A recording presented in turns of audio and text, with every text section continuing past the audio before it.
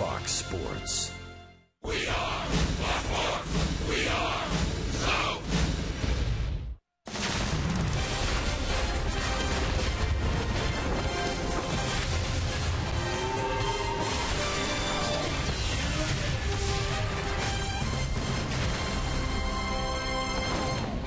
It's another beautiful weekend night for baseball in Washington, D.C., and perhaps tonight will be the night at Nationals Park that the Braves snap their long 10-game losing streak.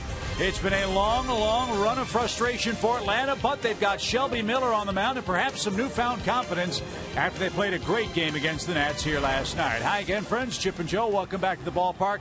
Atlanta lost last night, Joe, but it really was a moral victory in many ways. The way the Braves played, I think, gave them a lot of encouragement, and hopefully that'll continue in Game 3 of the series tonight. You know, they say things come in threes. Braves have a current losing streak. They've got a road losing streak, and certainly everybody knows about Shelby Miller's losing streak.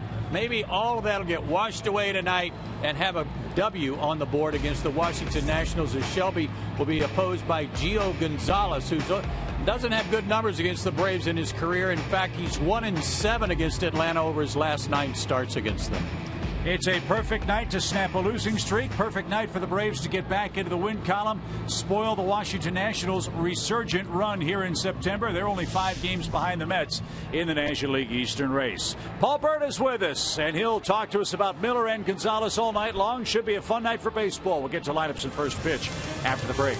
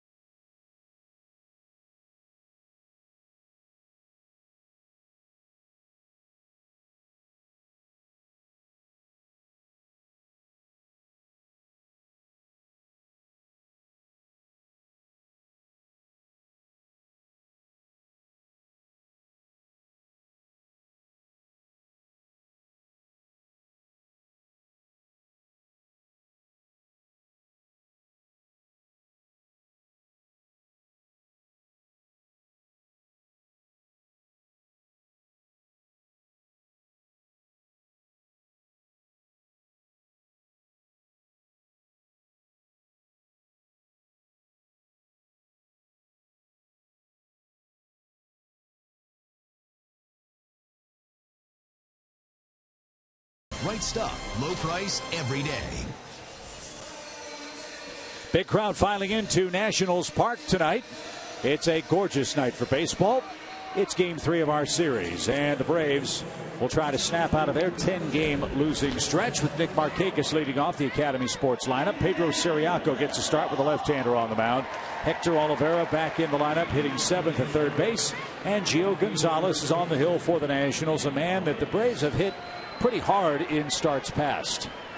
Gio Gonzalez will be 30 years old in a couple of weeks, 6 feet 210 out of Hialeah, Florida. As I said a minute ago, his last 9 starts against the Braves have been ugly.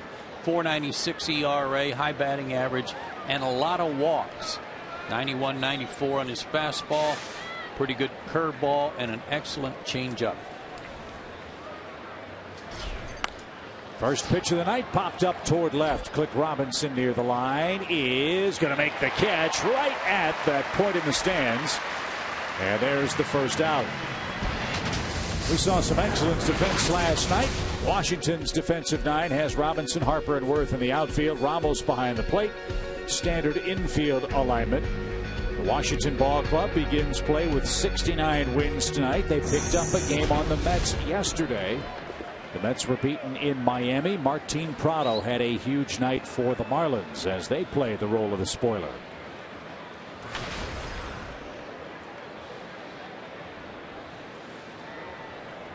Pedro Ciriaco gets a start tonight and takes the ball low. 1 ball, no strikes.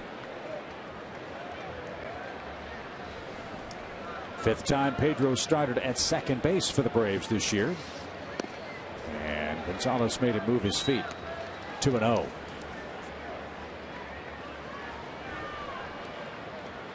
One thing about Gonzalez, he keeps the ball in the ballpark. He's only allowed 7 home runs all year. Beat the Braves on May 8th and pitched great. 8 strikeouts, 2 runs in 7 innings of 5-hit ball. He had been on a real tear until August 15th. That started a stretch of 4 starts that he has not won any of them. And he's given up a ton of runs. 17 earned runs in those 4 starts. And the Nationals have lost all 4 of those starts.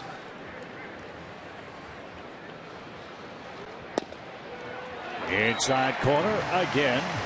Ciriaco is on his way to first. Jerry Meals has the plate, and there's perhaps a quiet discussion going on now.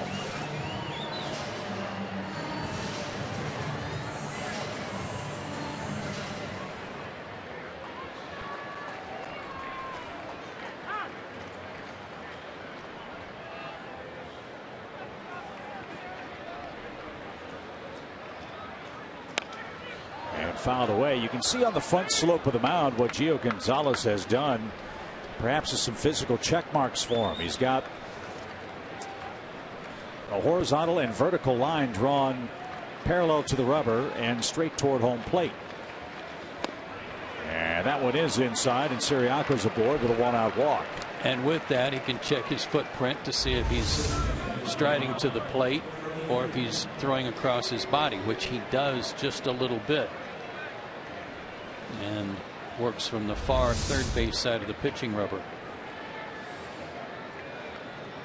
So that brings up Freddie Freeman. Sorry, Chip. First of what we hope are a lot of walks from him tonight. You bet.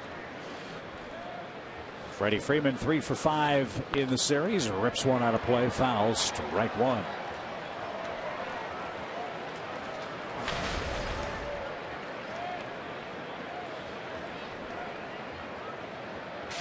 Those 3 hits came last night, a pair of doubles and a single for the Braves first baseman. And Gonzalez missed low, even count. Lefties usually don't bother Freddie Freeman too badly. This one in particular, he's got 9 hits, 2 homers against Gonzalez in his career. He covers 27 at bats. They're pitching him very carefully, as you'd expect, as hot as he's been.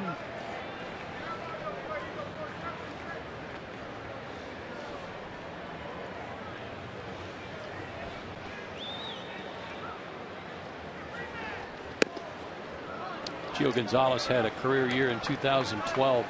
He went 21-8 for Washington, and he has 21 combined wins in 13 and 14.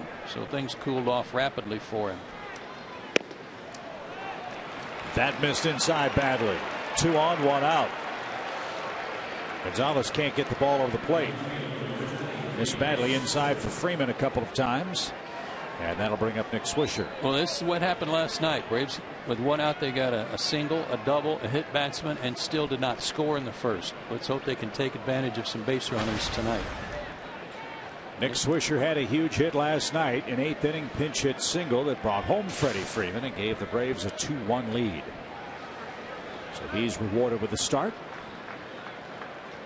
And as a switch hitter, he'll bat right-handed, of course, here in the first.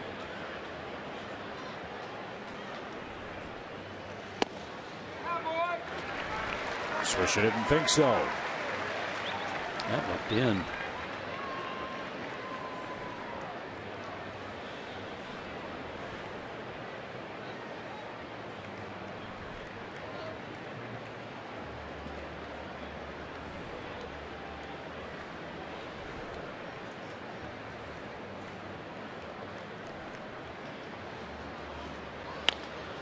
Rolled slowly toward third. And that's going to be a wide throw to first. Escobar got the force play of Siriaco at third, but his throw pulled Zimmerman off the bag. So the inning is still alive. Right at the bag, too. Perfect opportunity for Yunel. Got his feet set. And just threw wildly.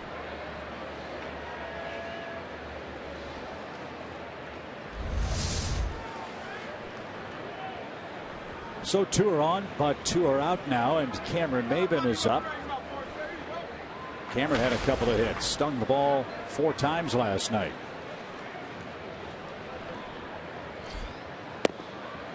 Ball 1.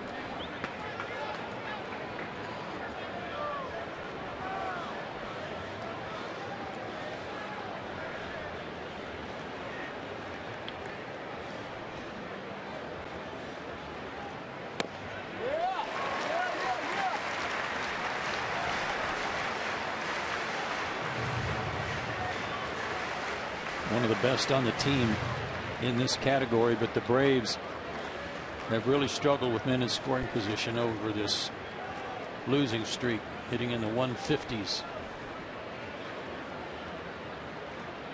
And only .219 as a club since the All-Star break with runners in scoring position. A far cry from the excellent work they did before the break. Gonzalez works quickly. He's behind in the count. 2 balls and a strike. Pop fly foul. It's now 2-2. Hey, nice catch.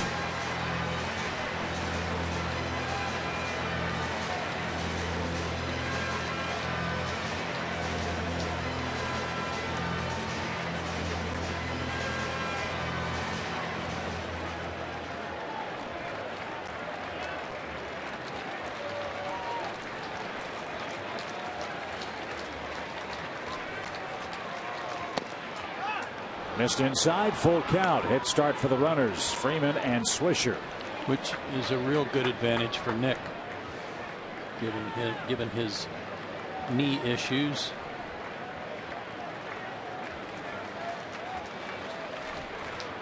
Here it comes. And a ground ball toward Desmond at short. He's got it. He throws to first in time, and the Braves put on a pair in the first, but can't break through against Gio Gonzalez. Shelby Miller goes to work. No score.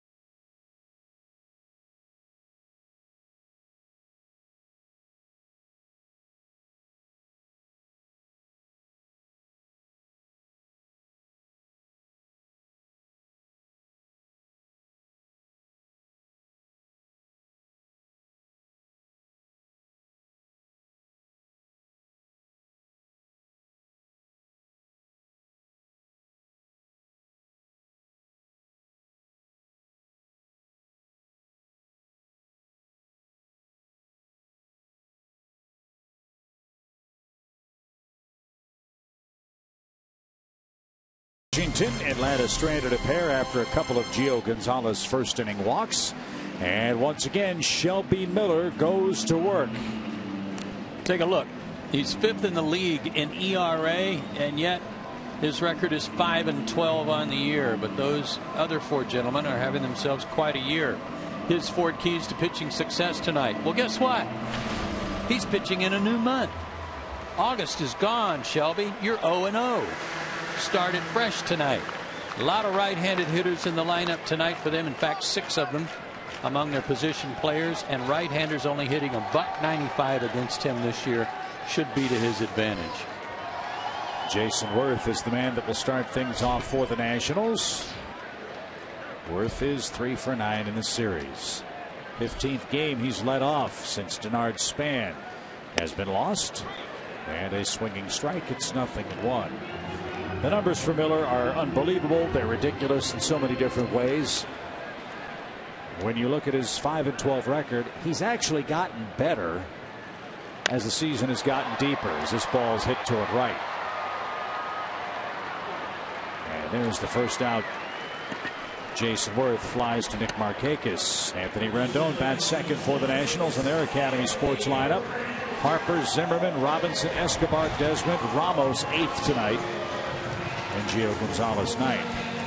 Shelby Miller in June, 0-2, 3.57 ERA. In July, 0-4, a 3.23 ERA. In August, 0-4, a 3.00 ERA.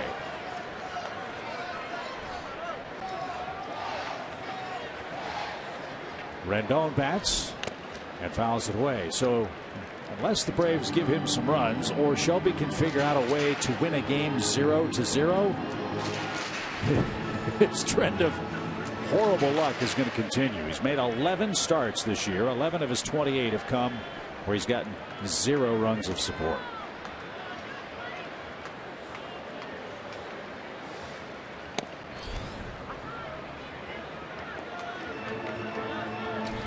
Working on his 173rd inning of the year. 28th start, 2 complete games, 2 shutouts. Looked like he was on his way to at least 20 wins early in the year. 2 up, 2 down as Rendon strikes out. But you can't win if the team doesn't support you. And nope, Shelby is the least supported pitcher in the big leagues. And the funny thing is, those guys that have been on that list with him, mostly their numbers are going up. Yeah. Some of those guys like Aaron Harang and Odorizzi were in the 2s themselves. Now they're in the 3s. His are going down. Here's Bryce Harper. Harper's had a huge series. A homer, 2 RBIs. He's walked 6 times. He's scored 6 runs. I'll tell you how hot he is in the early innings last night. Freddie Gonzalez intentionally walked Bryce Harper to load the bases for Zimmerman and got out of it. That's a bullet into the seats to the left side. Foul. 0-2. And he's our Georgia lottery hitting the jackpot. Yeah, the runners were at first and third when they walked him too. Last 15 home games, 14 runs scored, 18 walks. 4 of those walks, 4 of those runs came in game 1 of this series.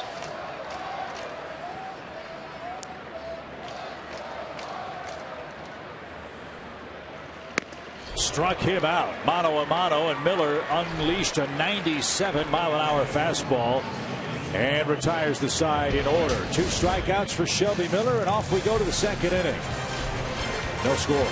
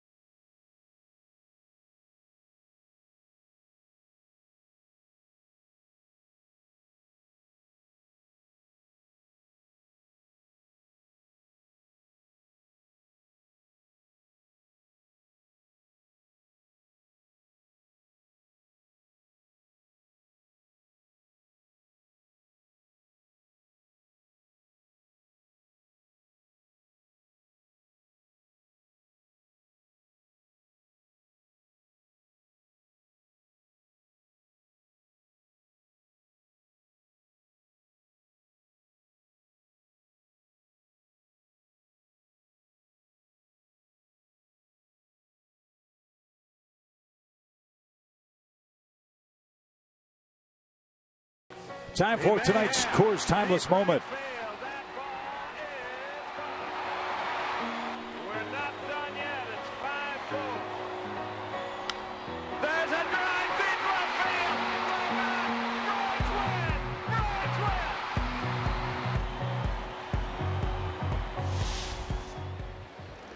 win. 1992. Braves score 4 in the ninth to beat the Phillies 6-5. Sid Bream and Brian Hunter hit homers off the Wild Thing. Mitch Williams. Yeah, after Sid's, they brought Mitch Williams in. Another line drive. This one speared by Escobar at third base. Simmons retired, 1 out.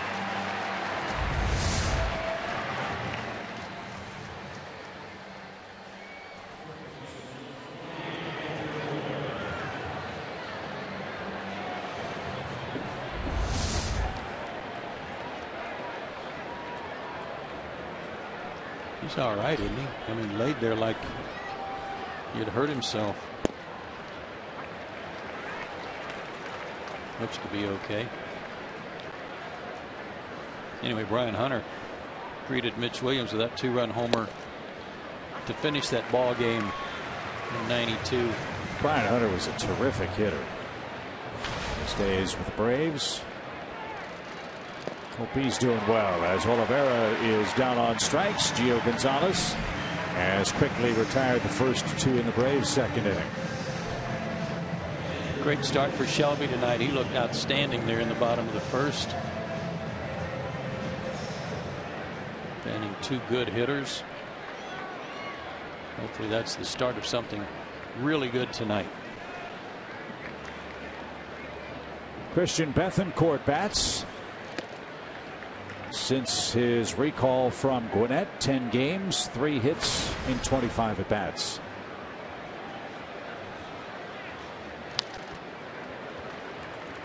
One ball, 1 strike.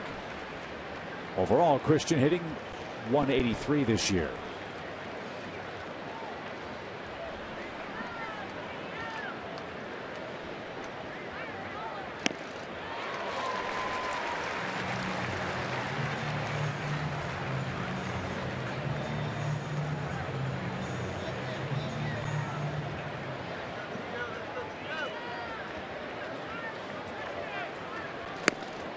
Gio Gonzalez climbs the ladder. Bethancourt is struck out.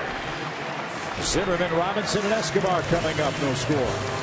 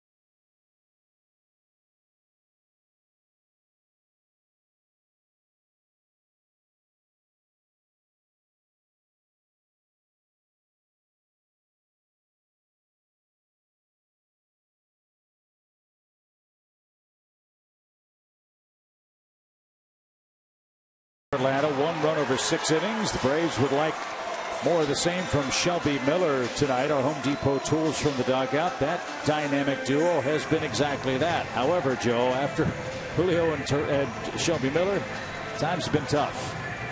Tehran and Miller, and then it gets kind of something. 3 and 5. The rest of the guys 1 and 14. I can't think of anything that rhymes with Miller that's not that I can say on the air. So It's kind of ugly, those young guys. Shelby and Hooley, and then time for Schooley. I don't know.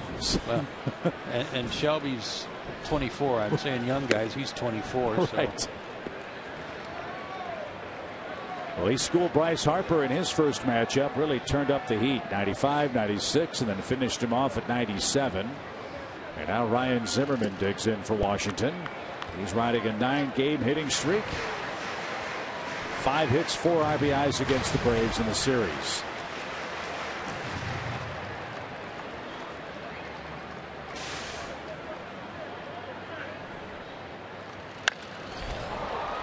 Mile-high fly ball to center. And Cameron Maybin puts the squeeze on that. 1 out. Nick Swisher gets a start for Atlanta tonight. He's in left. Maybin and Markakis join him in the outfield. Siriaco for Jace Peterson, who's slumping. Bethancourt behind the plate to catch Shelby Miller and face the left-handed pitcher Gio Gonzalez. Shelby's made 2 starts against the Nationals this year. 12 hits, 11 innings. 12 innings, 11 hits, 5 earned runs. He's also struck out 15 in those 12 innings.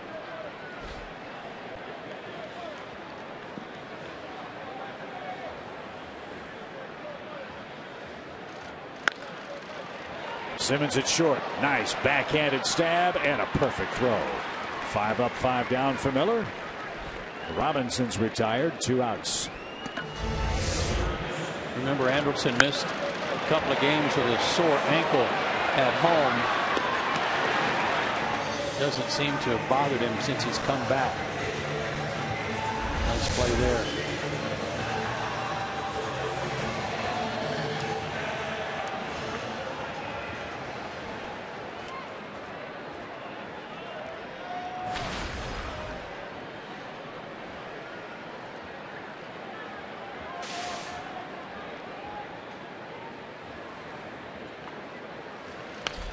Escobar had a good cut, found it back, 0-1. Loves that first pitch. It's rare that he doesn't swing at it.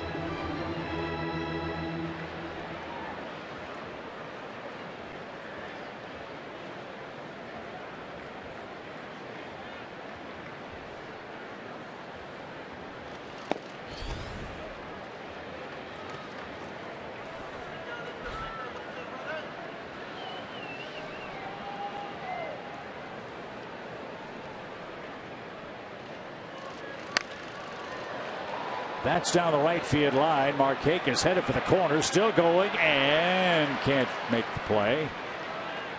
Ball was up near the wall. Lost sight of it from our vantage point. Don't know if the ball hit the wall first or not.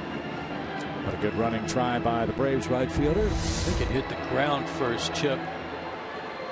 It did, but up against the wall. It was also up in the strike zone. They continue to leave pitches up and out over the plate for Escobar, and that's what he likes. He's having a great series thanks to that. And boys, he rescued the Nationals this year with his play at third base while Rendon was hurt for most of the season. And a shot grabbed by Freddie Freeman with a left hand, and Shelby Miller is perfect through 2 innings. Good play at the first base corner for the Atlanta defense, and we head to the third.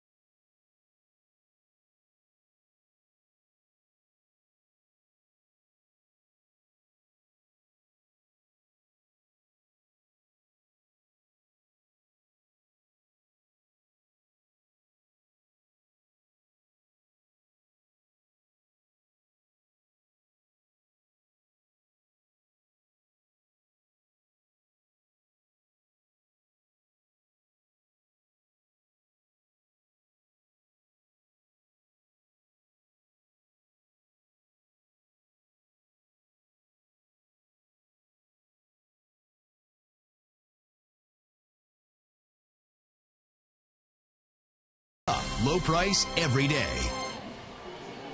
Fans, did you miss your favorite Braves promotional night or giveaway item? Well, here's your chance to get it with the Braves Country Grab Bag October 2nd against the Cardinals. Along with your game ticket, you'll get to choose one of over 25 Braves promotional items to take home as a souvenir. Go to Braves.com/grab-a-bag for more information.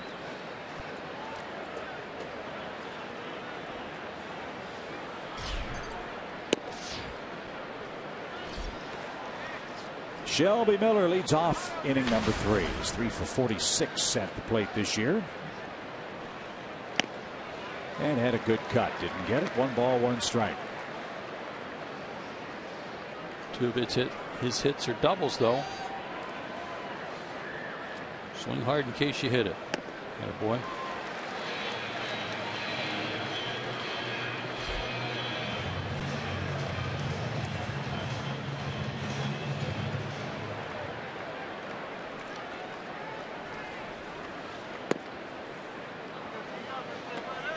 Two and two. It's that big hook that he uses to right-handers that makes them give up on it.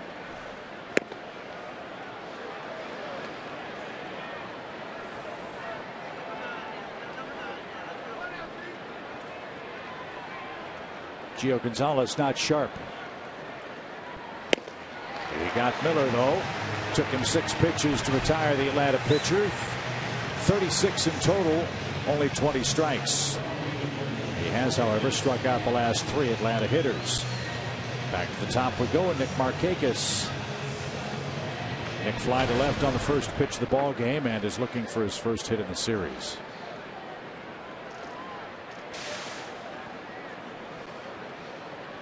Nick's at bat of the 9th inning last night was one of the very big moments in the ball game. And Atlanta in a tie game, or excuse me, leading by a run, had 2 on, nobody out. Markakis, Maybin, and Freeman coming up. Freddie Gonzalez elected not to bunt. With his best hitter, as you mentioned at the time, in the batter's box, Freddie was trying to play for a big inning.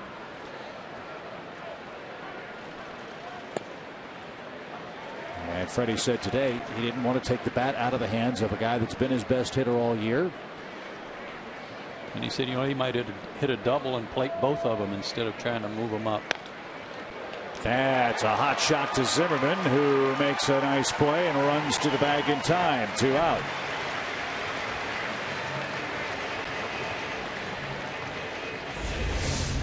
As you watch this play, Gio Gonzalez was there and would have had an easier time of covering. He wouldn't have had to hurry so much. But I don't think Zimmerman wants to throw the ball any more than he has to. You know, that shotgun arm he had from third base was so erratic that even on a play like this, he's going to take it to the bag himself and not take any chances.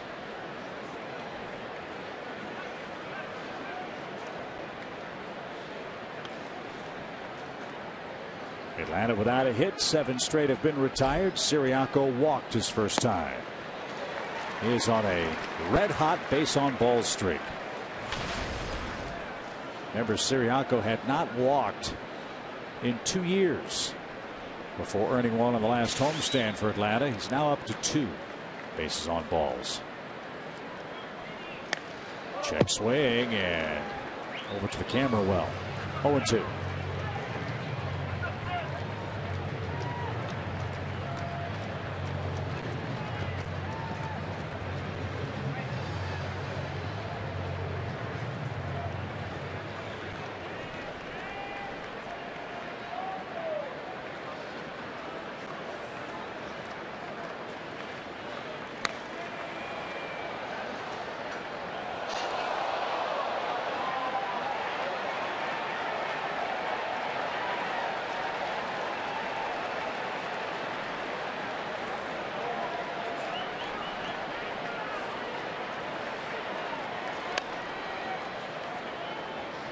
Porter with the play in foul ground. And he'll make a friend in the first or second row.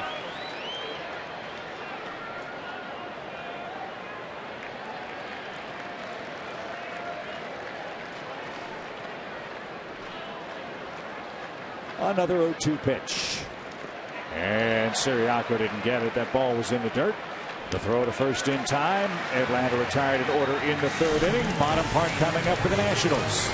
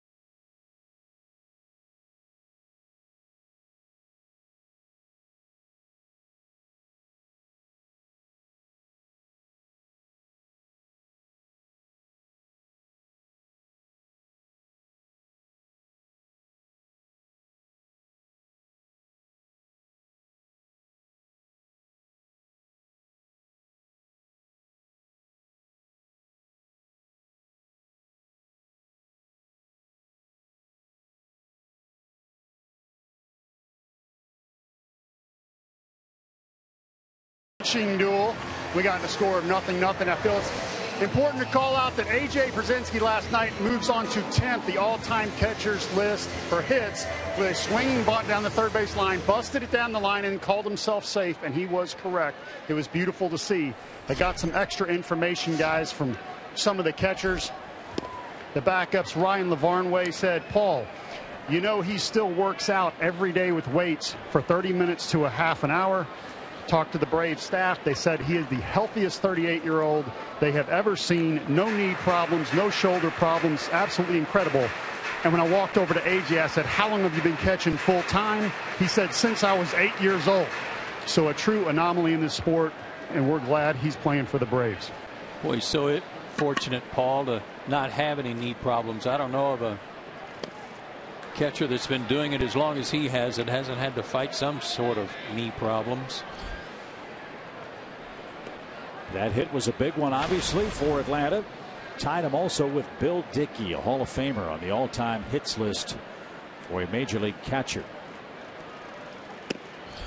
And so for this Braves ball club, in many ways so very young, but still blessed with some veteran leadership. AJ laid it on the line last night. Ran hard to first on a squibber down the third base line and brought home an Atlanta run. Fly ball. Maben never saw it. Can't find it. He cannot find it. And that ball's going to drop. Maben never saw it. Desmond never stopped running, and he's at second base. Went straight up, and Maben was looking for help from the moment it left the bat. And that's the first hit of the ball game.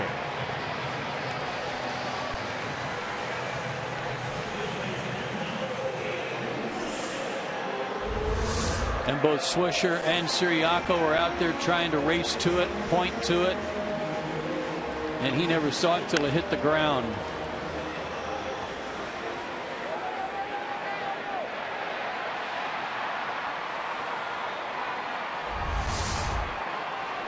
So that's a lousy way to lose the no-hitter. A leadoff double, and that brings up Wilson Ramos. Well, between Ramos and Lobaton, their catchers have really put a hurting on Atlanta's pitching.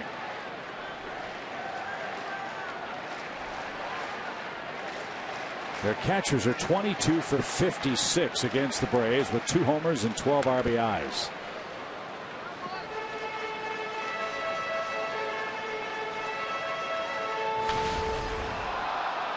He and Desmond had been 1 for 17 against Shelby, with 8 strikeouts before that lost pop-up.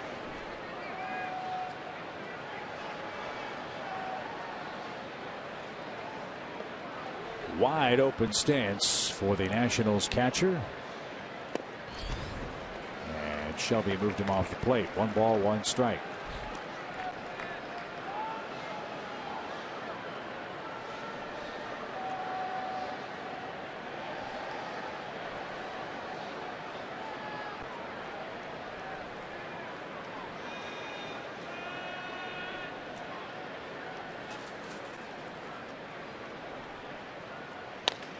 Little tapper's going to get the runner to third. Productive out for Ramos.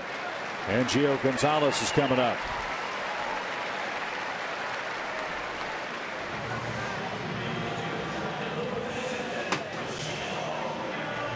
Ordinarily, you'd say, all right, you got a pitcher, just throw a lollipop up there. Well, Gio hasn't had a lot of luck this year at the plate. He does, though, have 3 home runs. 2012, 2013, and 2014. Infield comes in. He makes contact. Washington could score. And Miller gets ahead, strike 1. Well, they'll have to score by Desmond outrunning the throw to the plate from somebody if he makes contact.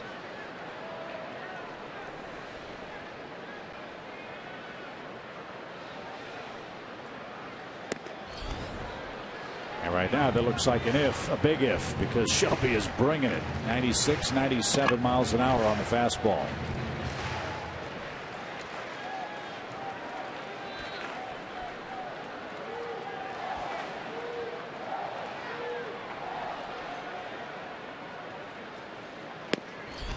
Right there, and Gonzalez is caught looking. 3 strikeouts for Shelby. Infield can back up now, and we go to the top and Jason Worth.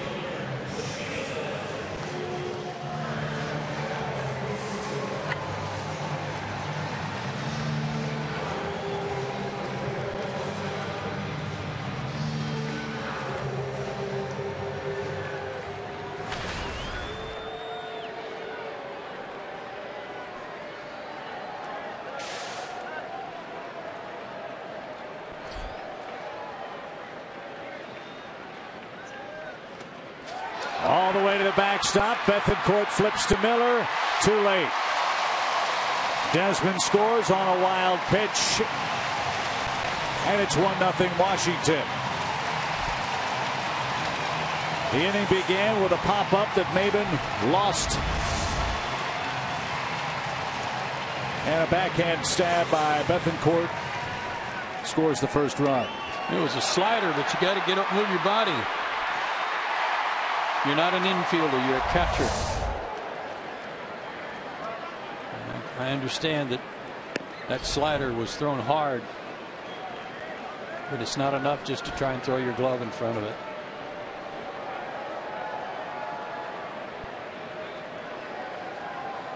So Washington strikes first, and Worth now a 2-1 count. Especially if he wasn't crossed up. If he knew it was a slider and anticipating a slider and seeing where it's thrown, you've got to know which way, what direction it's going. Fly ball well hit toward left. Swisher won't get it. That's going to bounce into the Atlanta bullpen. A ground rule double. 2 hits in the inning for the Nationals. Hopefully Shelby won't lose his focus. He is on fire tonight, making good pitches, throwing hard.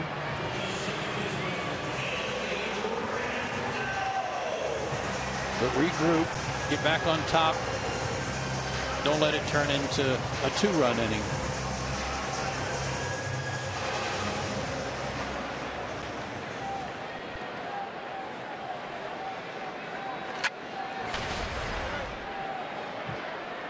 Rendon struck out his first time. Miller has 3 of them in the game. And he's ahead 0-1. Mets are clobbering Miami. That's 7-0. The game in the second inning down at Marlins Park. Bartolo Colon and Brad Hand are the starters. Colon working on a 16-inning scoreless streak as he takes the ball tonight. Washington 5 games behind the Mets.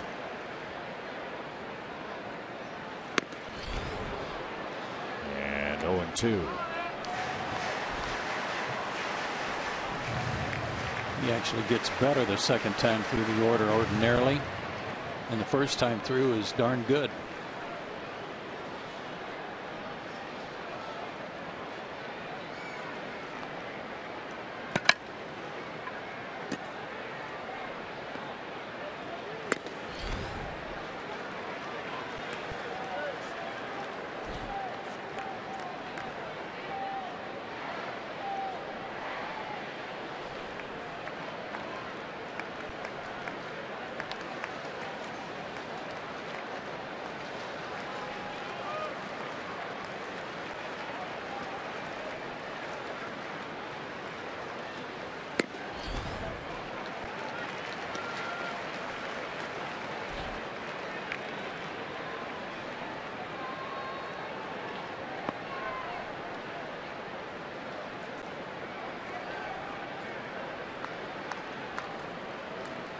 Again, make a good pitch. And don't be reluctant to throw that slider again. You know, when you throw it and it gets by, costs you a run, then all of a sudden you worry about doing it again, and you start trying to make a better pitch with it. You make a mistake with it. Hopefully Shelby won't do that. The inning began on a Desmond pop-up. Maben never saw it. Dropped in for a double. Took third on a ground out. Gonzalez struck out. A wild pitch and a double. Another pop right side over by the Washington dugout, but Freddie Freeman will run out of room.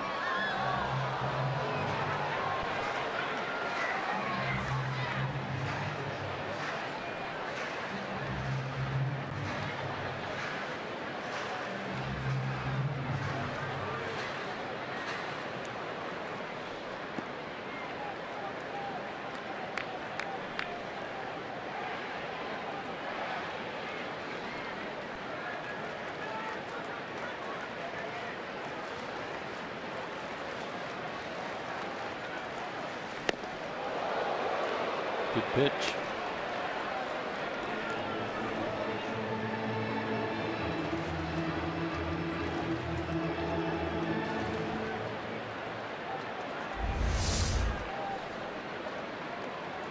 And to keep him honest in there, keep him from diving across the plate, and see if they go away or stay in there.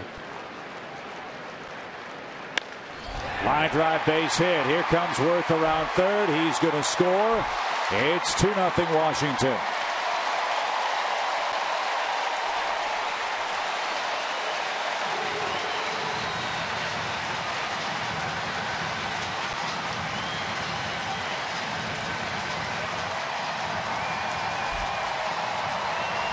Bizarre inning. Fastball down and in. The good hitting Rendon dropped the barrel on it. Bottom third of the order. Pop up for first out. Ground out. Strike out. Should have 9 up and 9 down. Instead, it's 2-0.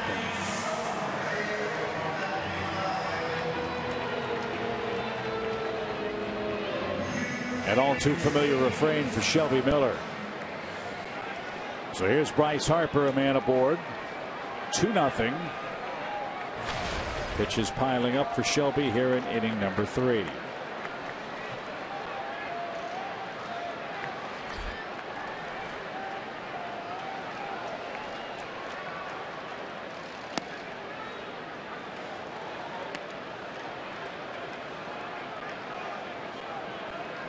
It seems to me, Joe, a different looking Bryce Harper from an offensive standpoint now than perhaps at the beginning of the year, and certainly in years past. Well, I think he's much more patient, and not just because his walk totals are up. I just think he's hitting with such confidence that even borderline pitches he's not going to swing at. And if he gets the call and gets in better hitters counts, I think it's paying off him because he doesn't miss any mistakes.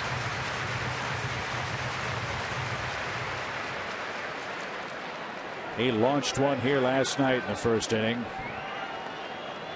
The longest home run of his career, I believe we were told. Really? Into the second deck. 450 something feet. 446. 446. It was a missile.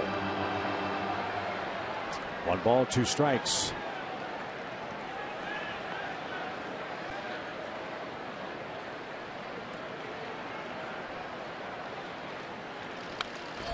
And out of play, foul. First inning, 2 outs, bases empty. Upper deck in deep right center. It's the only run Julio allowed.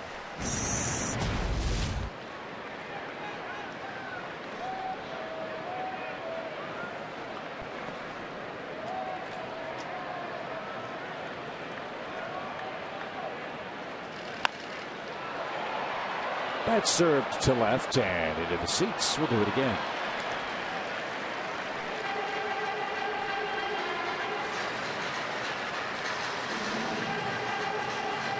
He's having an MVP caliber season. We'll see if he wins the hardware at the end of the year. That might be predicated on what Washington does here in the final month. They've got some work to do. They have 6 games left head to head with the Mets. They're 5 behind them at the start of play tonight.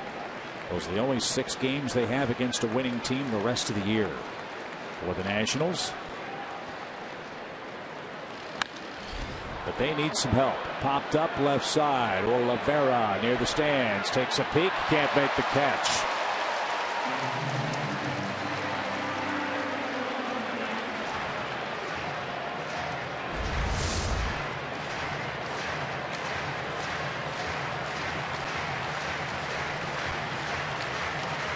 Had room, but was quickly running out of it.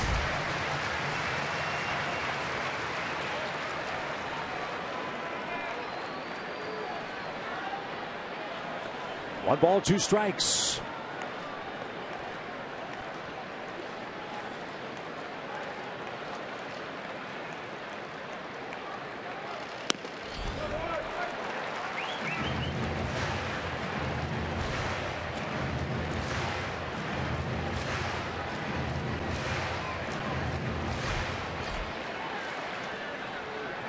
Shelby's about to make his 31st pitch of the inning.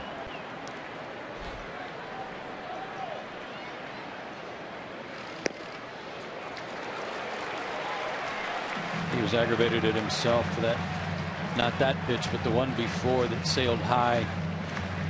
He wanted to see if he could get him to chase a high pitch like he did in the first inning, but wasn't close enough. So a little frustration. Fouled away. Rendon was running.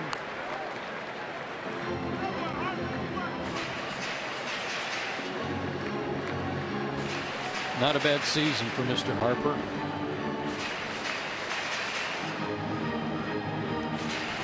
Three for 15 in his career against Shelby with 4 strikeouts.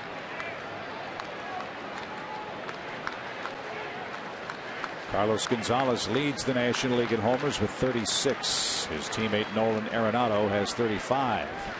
Runner goes, fly ball center, well hit. Maben back, reaching for the wall. Look at that ball carry. It's a home run for Harper.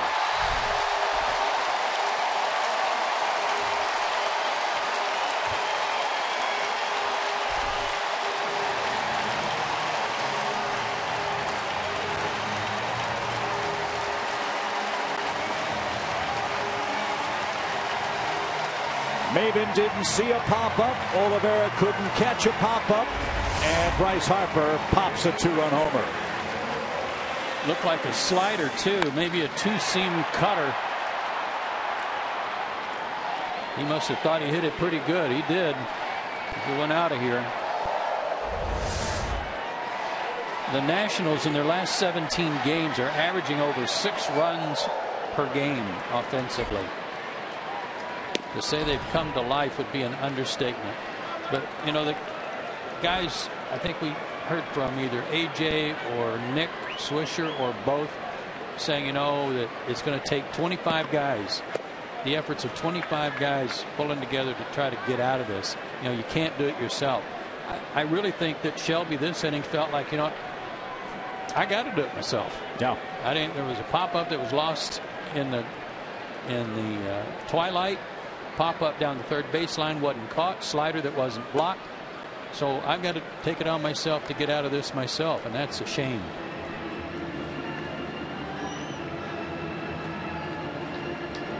"36 pitches in the inning after 17 in the first 2. Swing and a miss. 2 balls, 2 strikes. And it's also true, when you play a good team, if you make mistakes, they're going to make you pay dearly for them. Every mistake that the Braves have made in the series, the Nationals seemingly have cashed in, and in a big way. 4 runs. Ground ball short. Anderson's got it, and that retires the side. Tough sky turns to tough luck for Shelby Miller, and Bryce Harper rips another home run. Number 33. He's got 82 RBIs, and the Nationals open up a big lead.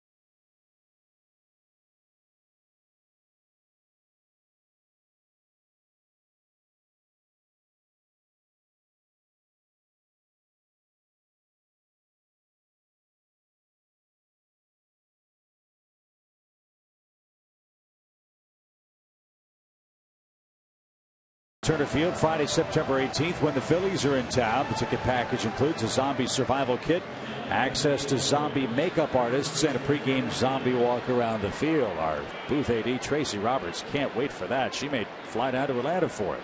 For details, visit Braves.com/zombie.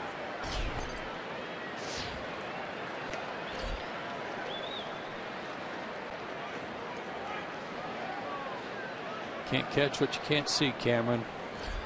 I know he feels worse than anybody, but if you don't see it, you don't see it. It's darker now. It's probably a little easier to pick up. Out of play, foul by Freddie Freeman. This park sits roughly facing the same direction as Turner Field, so when the sun sets, the lighter sky is right above home plate at twilight.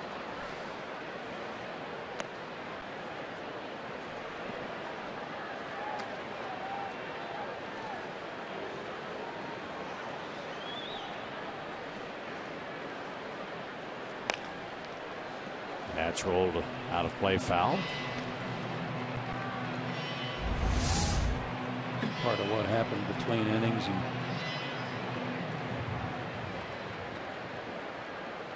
Shelby patting him on the shoulder and understands that. As an outfielder, that's got to be just an awful, it's horrible, awful feeling. Yeah, you're just helpless, and especially one that was hit where that one was, where there's no help around you. It wasn't like there was one, like it was one hit between the outfielders. It was right at him. Yeah, 15 feet either way, and somebody else can maybe make the catch, or 15 feet closer to the infield. Maybe Simmons can bail him out. You know, there was a pop-up. Zimmerman popped up to start the second inning to center field, and Cameron caught it. And on that play, I noticed Nick Markakis coming over, and you can call it backing up if you will, but he was coming over in the vicinity. On the pop-up that was lost, Nick never moved. I don't think he saw it either. I think he was looking everywhere for it. Nick Markakis I'm talking about. The other Nick is Nick Swisher. He bounced out to third, but reached on the force out in his first time up. Gio Gonzalez has had bad luck against the Braves. Not so bad tonight. He's retired 9 straight and hasn't given up a hit. One hopper to Escobar, and he got his man. 2 down.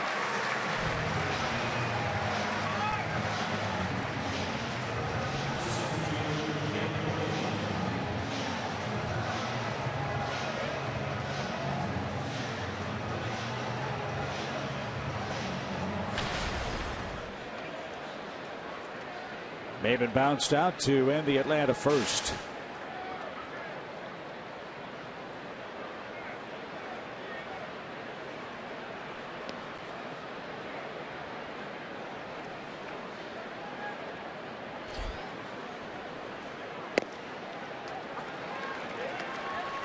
No balls, 1 strike.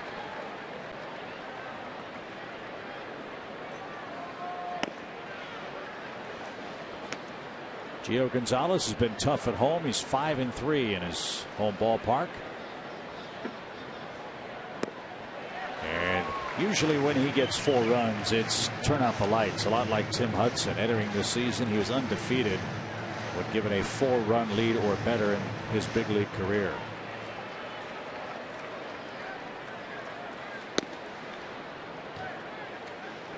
.56-0 in 63 starts lifetime, with a 2.42 ERA.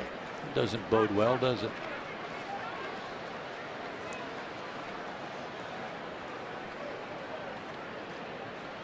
Two balls, 2 strikes. And inside corner. That's strikeout number 6. Gonzalez has set down 11 straight, and Shelby Miller quickly has to go back to work.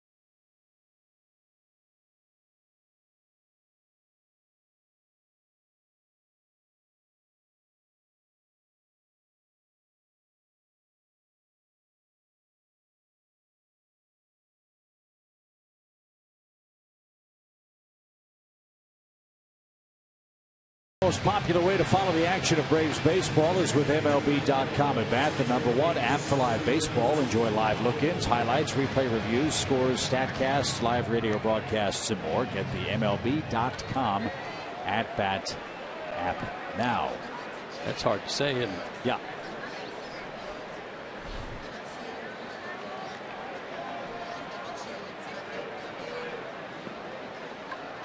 Michael Bourne has checked into play center field for Atlanta. Cameron Maben is out of the game. Clint Robinson leads off for the Nationals, who scored 4 in the last inning.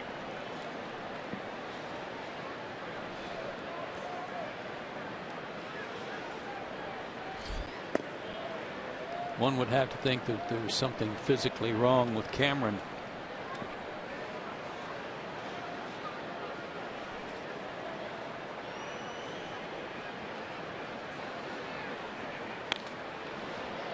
Fouled away, 2 balls and a strike. You know about the Nationals, you know about the big names on their roster, you know about the injuries, you know about, in some cases, the underperformance of those big names in 2015. What you may not know is how much depth the Washington club has relied upon to keep their playoff hopes alive this year. Taylor's one of them. Clint Robinson is one of them. These 2 guys have done excellent work for the Nationals team. In the absence of Denard Span, who's out with hip surgery. And we saw Michael Taylor last night make a baseball disappear into the night. Ball that got out of here very quickly for his first pinch hit homer in the big leagues. Everybody I talked to, nobody thought it was a homer. Everybody thought it was just too deep of a sacrifice fly for anybody to be able to do anything about it. And kind of like Harper's homer, it just kept going. Ball 4 to Clint Robinson. And Miller has his first walk in the game. And another heavy workload for Shelby. And speaking of Michael Taylor, he had the game-winning RBI last night. Our AT&T Universe trivia question: since 1990, who has the most game-winning RBIs against Atlanta? 1990.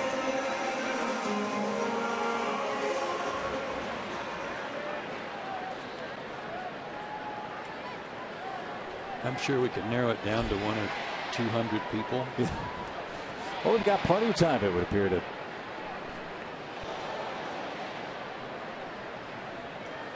figure it out. And a foul ball off the foot of Yunel Escobar. And he's behind. No balls and a strike. Mets 7, Marlins nothing in the 3rd inning. Cardinals beat the Pirates today 4-1 in St. Louis. Jake Arrieta was magnificent again, his first start since his no-hitter. He beat the Diamondbacks 2-0 today.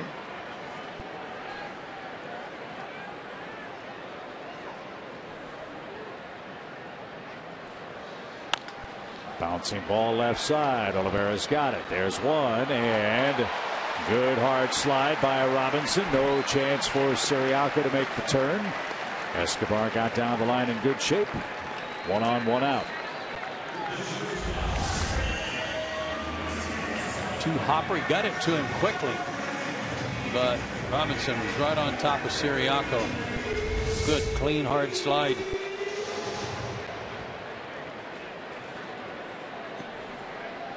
That'll make Matt Williams happy. Hard-nosed player himself in his days in the big leagues.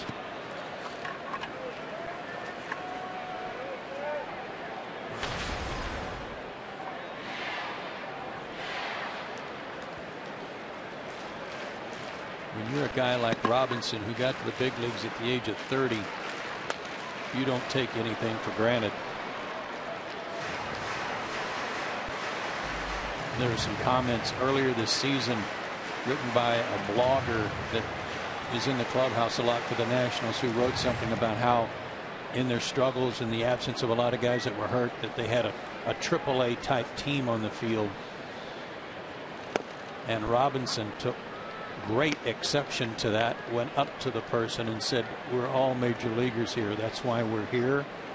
And don't ever refer to us as minor leaguers again." Good for him. Yeah. He worked too hard to get here to be called that. Broken bat. That's going to be dumped into center field.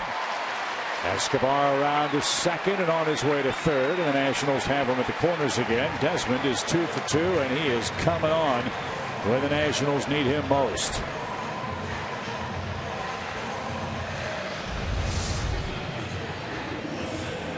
Again, not a bad pitch. Broken bat off the end of the bat to the right spot.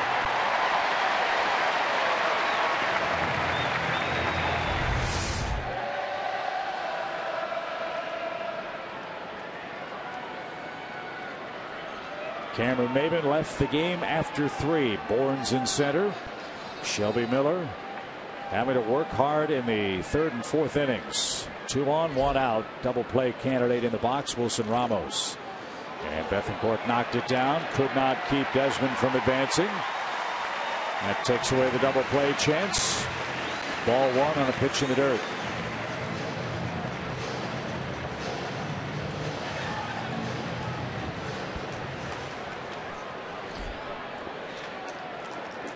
We saw Desmond do that last night on a ball in the dirt that didn't bounce that far away from AJ, but read it perfectly when it was headed to the dirt.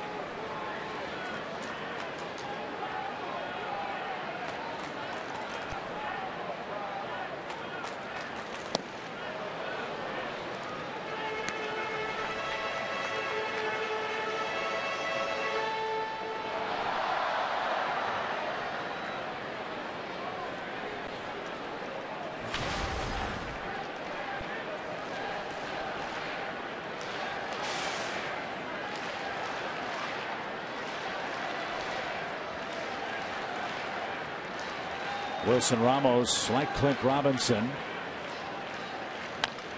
as this ball is bounced in front of the plate. Bethancourt cannot get Escobar, who's going to come home. The ball's flipped to Miller. He can't catch it. It's up against the wall, and 2 runs are in.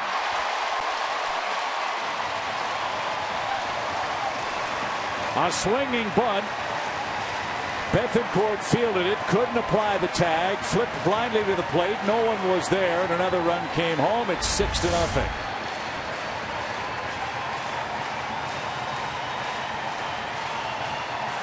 That's the only chance Bethancourt had. But then as he's trying to flip it to Shelby, Escobar was either trying to get to the plate or trying to get Shelby off of him and cause Shelby to kind of move back where he couldn't reach the toss. Yeah, I don't think he ever saw the flip, and it looked like the flip was on target. Shelby was looking down at the on-rushing base runner. Escobar was going to score. Right here. He was kind of, can't tell from that angle, but from the other side you could see him kind of put a shoulder into Shelby and almost screen him from getting the toss. He didn't know that. Escobar didn't know the toss was coming either. So that makes it 6-0. And now Gio Gonzalez with a bunt. Freeman will throw to first where Siriaco covers.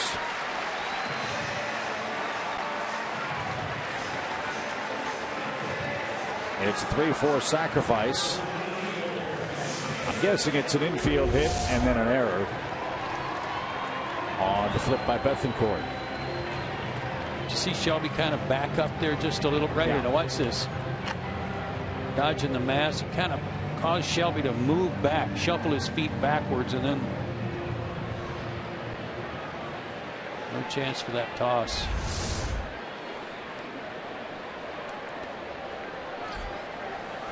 So Jason Worth bats. He's doubled and scored tonight. This one's gotten out of hand in Washington in the third and fourth innings. I was going to say about Ramos, like Clint Robinson, probably happy to be in the big leagues, but even more simply, very happy to be alive. Remember, he was abducted in November of 2011 in his hometown in Valencia, Venezuela.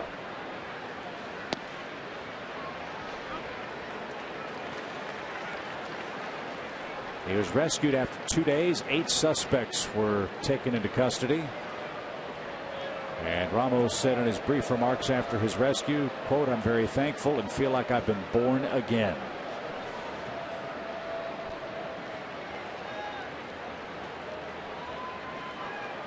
So one would think he appreciates all the blessings that baseball has given him and his family. And he's a big part of this Nationals club. 2-0 the count. And that missed high, ball 3.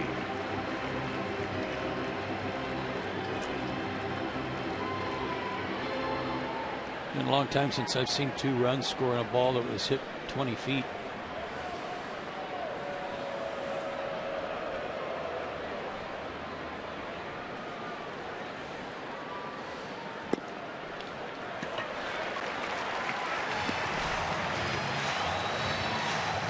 second walk of the inning, and I'm sure, Paul, this has got to be incredibly frustrating for Shelby Miller. Bad luck and some bad defensive efforts have doomed him in this game to this point. Well, Chip, and I agree, and I'm not trying to sound like a big shot, but I played for 19 years, including the minor leagues. I have never in my life seen a year that has required more mental toughness than this year from a pitcher in Shelby Miller. The lack of run support and now defense falling apart. I do start to see signs in him physically of the frustration really getting to him. Joe mentioned it earlier that he's got to guard against that, and I definitely see that now really affecting this game. I don't know how it can't, Paul. He's pitched so well. We've said before that he's handled it very professionally. You know, he should be proud of the way he's carried himself through all of this, because there are a whole bunch of us that would not have been able to without some kind of snap. And what tonight's just more of the same. I agree. He's 24 years old and should be competing for the Cy Young, and instead you have an ERA going up when he's even doing the job. And you know, Cameron Maben, it's not his fault. It's not anybody's fault. That happens from time to time. It's just a shame that it has to happen to Shelby Miller, because his ERA is what you cling to and say, you know, he's having an incredible year. It's not all about the numbers, but you know that is also very frustrating. 1 ball, 2 strikes for Rendon. And that missed. It's not about the numbers, you're right, Paul, but like you say, that's the benchmark we've pointed to all year to people and teams that face him and haven't seen him in a while and can't understand how his record is what it is and how he hasn't won since May 17th. And you say, well, look at the ERA. That's what stands out and perplexes everybody, is how could it possibly happen to someone with that kind of ERA to be in his 20th start without a win. Because in 11 of his starts this year, the Braves have not scored a single run. 11 of 28. Tonight, the Braves have yet to tally a hit. And when you have those struggles, every defensive issue causes bigger problems. Swing and a miss. Miller takes care of Rendon, and the Nationals add to their lead. 2 more across in the 4th. It's now 6-zip.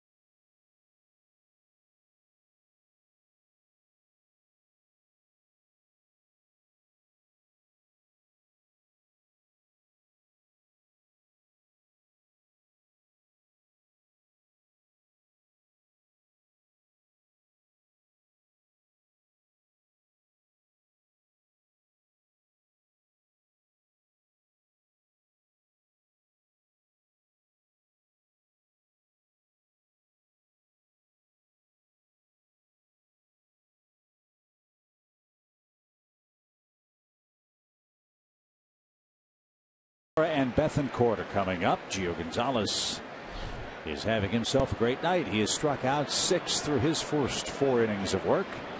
He got Simmons to line out to third base to lead off the Braves' second inning.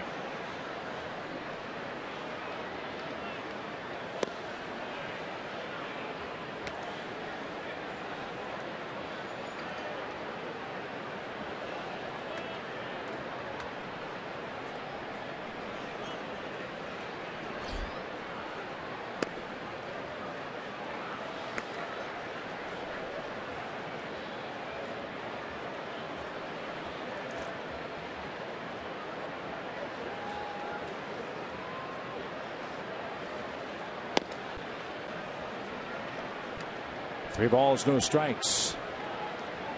Gio Gonzalez was originally drafted by the White Sox 11 years ago, then went to the Phillies for Jim Thome.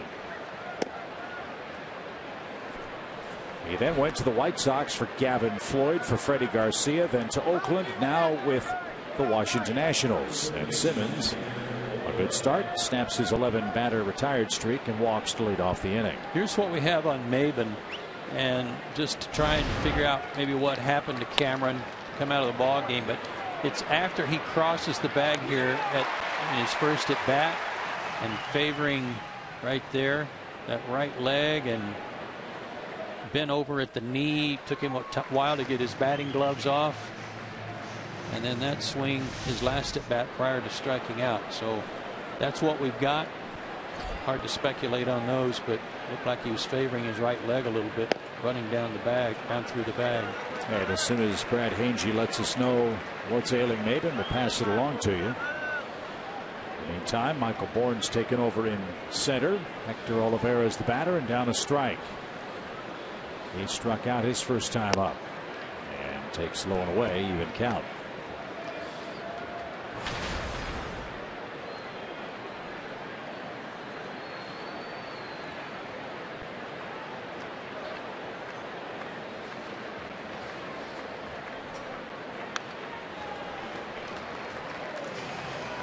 Oliveira had a good cut, fouled it back. It's 1 ball, 2 strikes.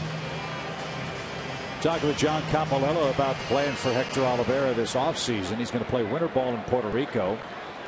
He does live in Miami in the offseason.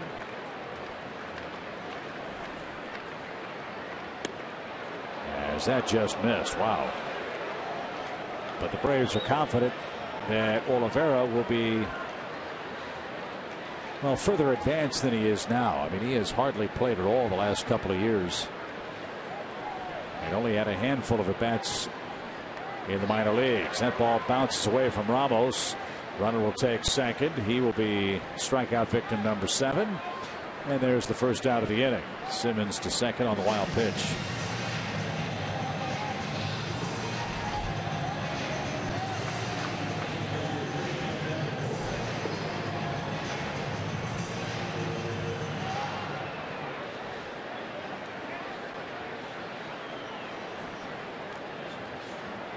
Christian Bethancourt struck out his first time.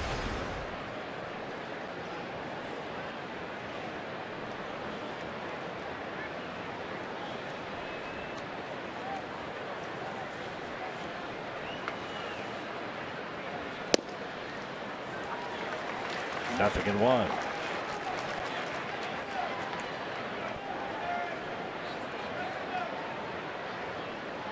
Gio Gonzalez's strikeout high this year is 9. That happened on May 2nd. He beat the Mets 1-0 that day. .12 is his career high.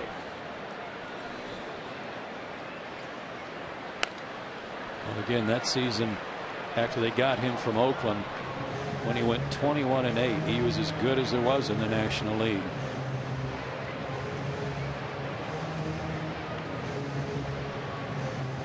But lately it's been a struggle for him.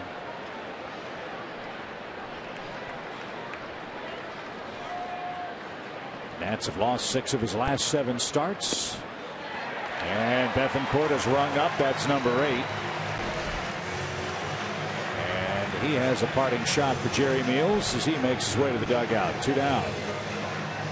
Well, he'd already given him a shot because of the call strike on strike 2.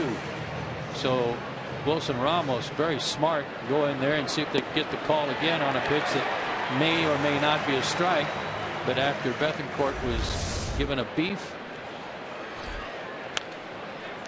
Jay Mills rang him up. And we've got the word from Brad Hange as to why Maben left. Contact lens problems in his left eye.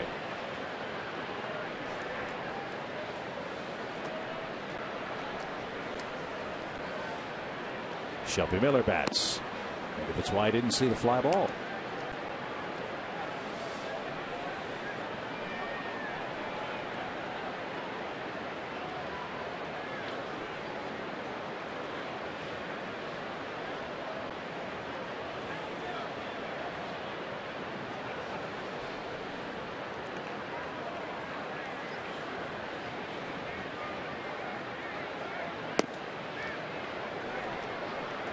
Gio wanted that pitch. 2 balls and a strike.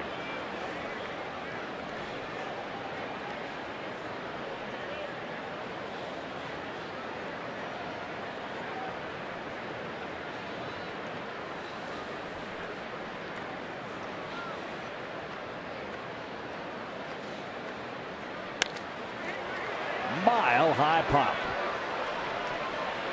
Ramos has it. Inning is over. No hits for the Braves through 5. They trail by 6 in game 3.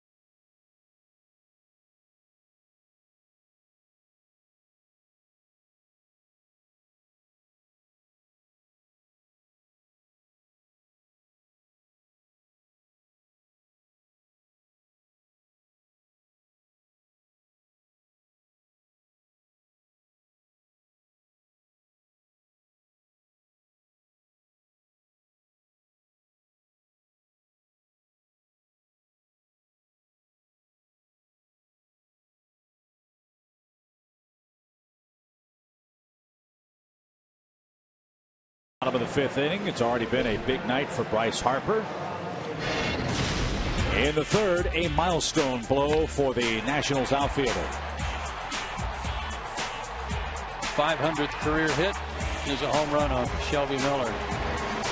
That's after he hit a pop-up down the 3rd baseline. That was not caught. Not an easy play for Oliveira, but misjudged it a bit, didn't catch it, and then Harper followed with a homer.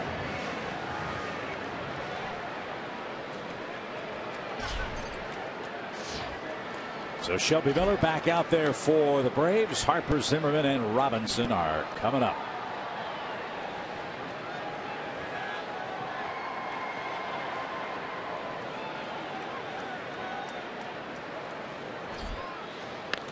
First pitch popped up foul and out of play. Gio Gonzalez not the only pitcher tonight flirting with a no-hit bid. Lance McCullers has 5 no-hit innings working against the Twins tonight in Houston.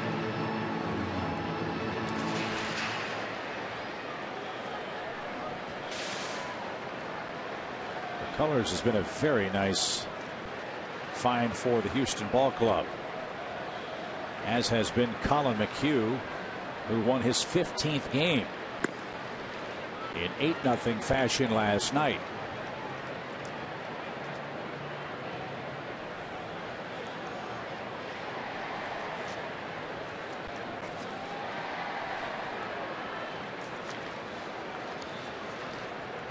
1 ball, 1 strike for Harper. Checked to swing and didn't go. Astros, though, have a fight on their hands. They've got to hold off the Texas Rangers. They're 3 games back. The Angels are only 5.5 games back. And 2.5 out in the second wild card. 4 teams in the AL within 2.5 games of postseason play. As far as the wild card is concerned, 2 balls and a strike for Harper. Base is empty. And he went around that time.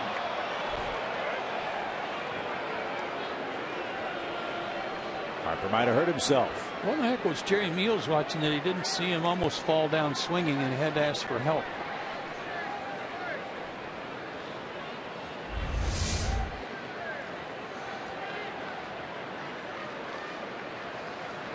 All that weight, once he tried to stop his swing, all that weight went right back to his left knee.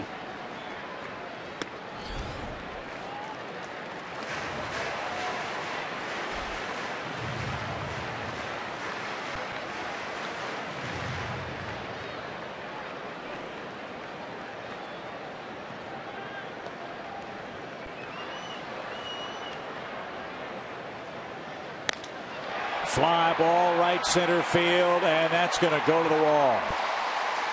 Nothing wrong with Harper's knee as he glides into second base. Another extra base hit. His 32nd double to go along with 33 homers this year.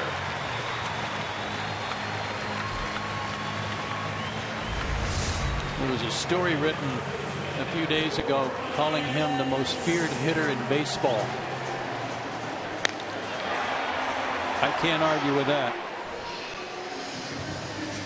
That pitch had the outer third of the plate, and he hit it like a laser into right center.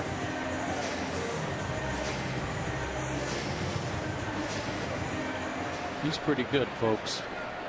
And he's 22. So hit number 501 for Harper. Nationals trying to pour it on with Zimmerman up there. He's 0 for 2. He's riding a 9-game hitting streak. With Harper playing center field now, more out of necessity than it being his natural position. But think how athletic he is, how good he is to be able to do that in a pretty spacious ballpark here to center field, which draws immediate comparisons to another center fielder in the American League who's young and people think is the best player in baseball. That guy that plays for the Angels? Yeah. Mike Trout. He's trying to hang in there with some wrist problems of his own. He tried to make a tumbling catch about a month ago. That cost him a few days off. And his swing hasn't been quite the same. And the Angels need him. But obviously, as base hit for Zimmerman. Harper on his way to third is going to get waved around. Here comes Swisher's throw. It is going to be cut off. Oliveira now will see Zimmerman and run him down. And there's the tag. Zimmerman's retired. He does have an RBI single. Give him a 10-game hitting streak. And the Nationals add to their lead at 7-0.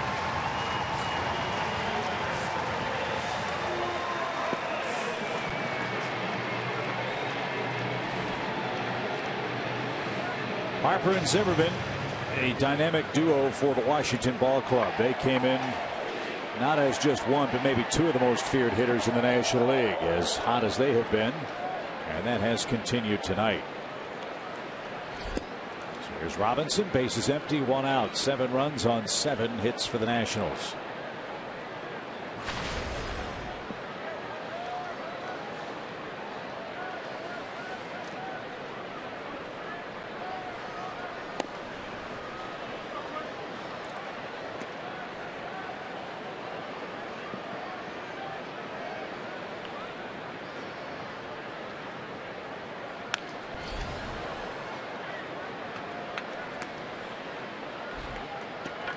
There is action in the Braves bullpen.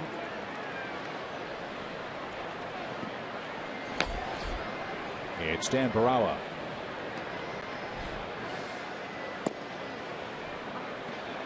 Two and two.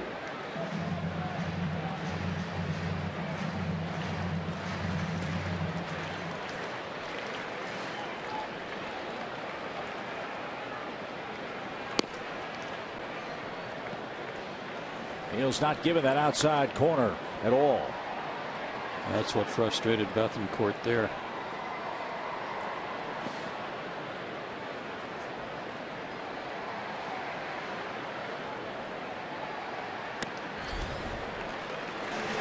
Third walk.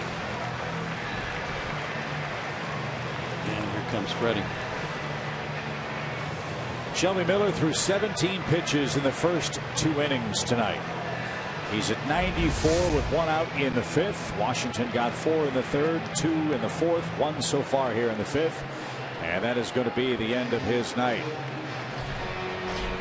And he is trying to throw the ball right through his catcher, almost willing a different outcome.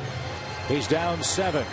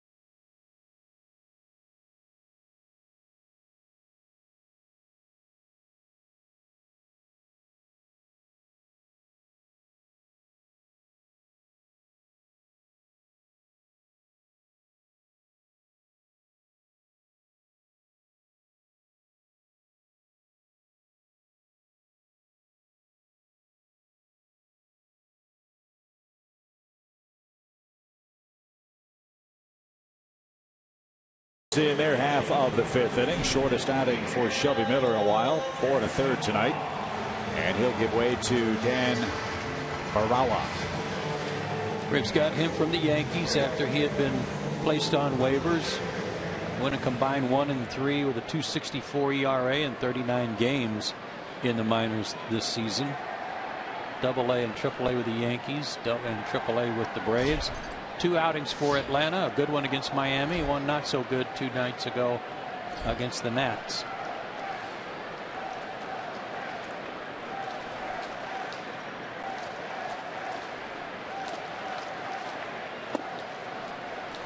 Strike 1.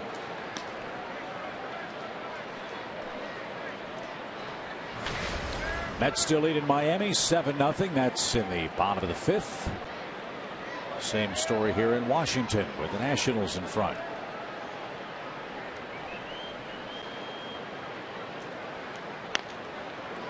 That's a pop. Freeman on the run. He can't get there.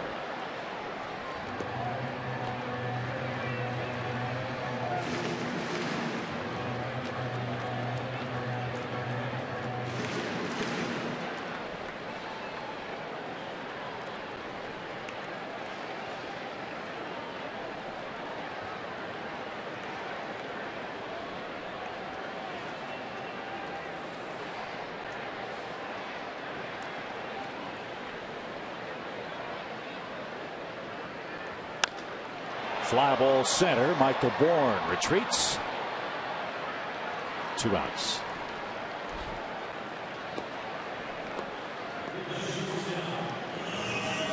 Hard to believe Yunel Escobar is already 32. Broke in with Braves in 2007. Was traded to Toronto in 2010. Spent 2.5 seasons there, then went to Tampa Bay for 2 years, then came from Oakland after a roundabout route. Tyler Clippard was the man that the Nationals traded to the A's for Yunel Escobar. Clippard was then traded on to the New York Mets.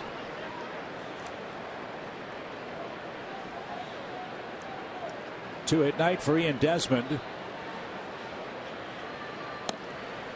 And nice stab by Bethancourt. Desmond had a big at bat in the game late last night. How about his 9th inning sacrifice with 2 strikes against Arodys Vizcaíno? Got Trey Turner to third base. He came home on the Den Decker hit with 2 outs that tied the game. Told you the story last night. Desmond was really struggling around July 20th. Had a chance meeting with Cal Ripken Jr. He shared some of his wisdom with Ian Desmond. Talked about a 1993 year that was beginning in miserable fashion for the Hall of Famer. Ripken told Desmond he ended up that year in pretty good shape. Hit 24 homers, drove in 90 runs, and said you could do the same thing. Well, since that July 20th date, Desmond has looked like the man that was reportedly offered a 6-figure contract that he obviously did not sign. He's a free agent to be. And if he plays like this, he's going to get another opportunity for a big payday. Yeah, the one he turned down earlier in the year looked like a huge mistake, the way things were going through the first 2/3 of the season. But what matters, and only what matters now, is what do you do from now on? Because they're in it. They're 5 games back and they're swinging the bats. As Joe said, the Nationals in the last 17 games have won 11 of them, averaging over 6 runs a game. Counting tonight, a little over 6. They've hit 28 home runs in that now 18-game stretch. Yeah, they came into this game from that date number 1 in the league in walks, number 1 in on-base percentage, tied for 3rd in homers. Strike 3. Desmond's perfect night comes to a close, and Barawa retires the first 2 to end the inning. We go to the 6th. Atlanta looking for its first hit.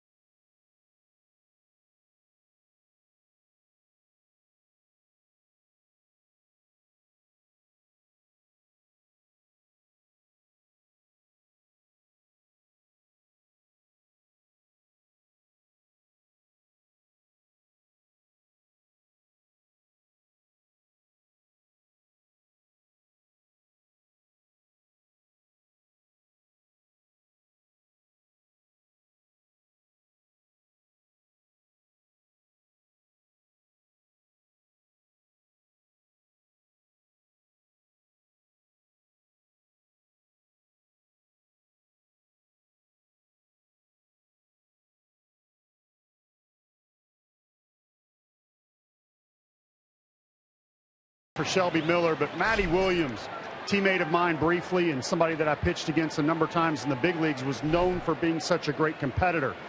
A lot of expectations for this Washington Nationals team this season with Scherzer and a number of their pickups.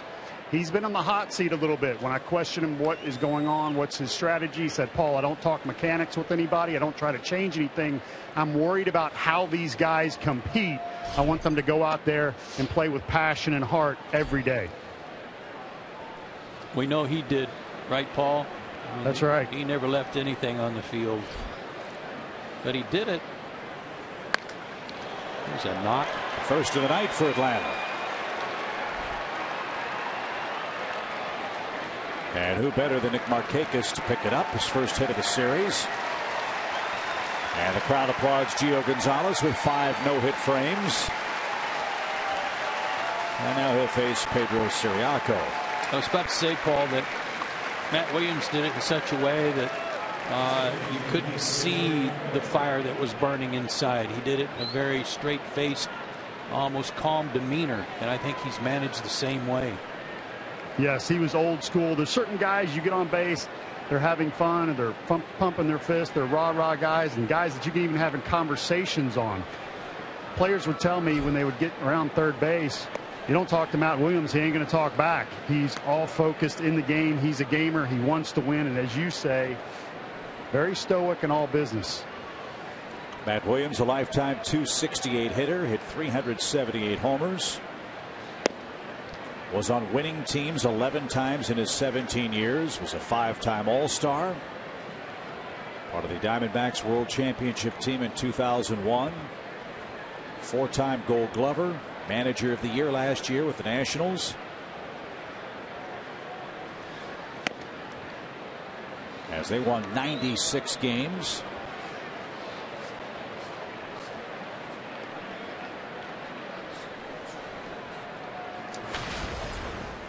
And Matt Williams, the first player to homer for 3 separate teams in the World Series.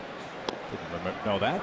I didn't know that either. Giants in '89, the Indians in '97, and Arizona in 2001.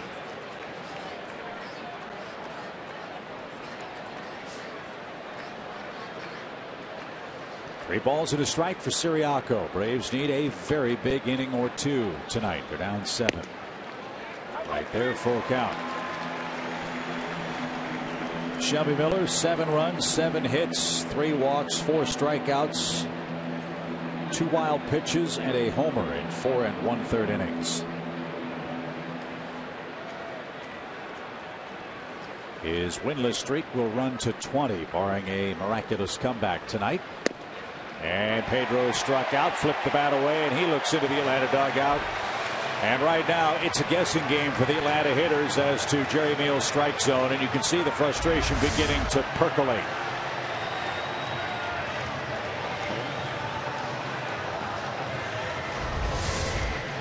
Boy.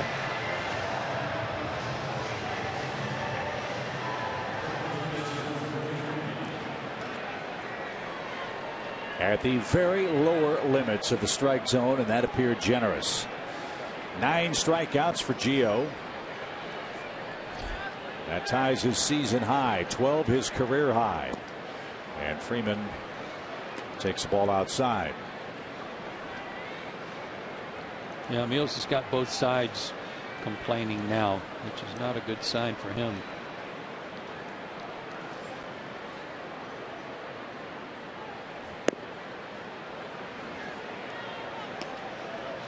With the luxury of a big lead, Gonzalez can pitch extremely carefully to Freddie Freeman.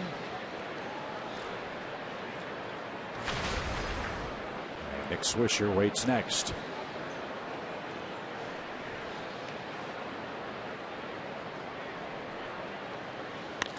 Pop fly foul. Games like this for the Nationals against the Braves are why many feel that they still have a very good shot against the New York Mets. As I said earlier, Joe, they only play the Mets 6 times. They're down 5 to them in the division, but those are the only winning record games they have left on the schedule in September and October. And what they're doing to Atlanta tonight and what they've done to the Braves all season long is what good teams really should do. They should beat lesser teams, and the Nationals, if they win tonight, will be 12-3 against Atlanta. Who do the Mets have left outside the division? I will check on that. I wrote that down someplace. Hang on a minute. They've got the Yankees. I know that. Yeah. 2 balls, 2 strikes, and a shot foul and out of play.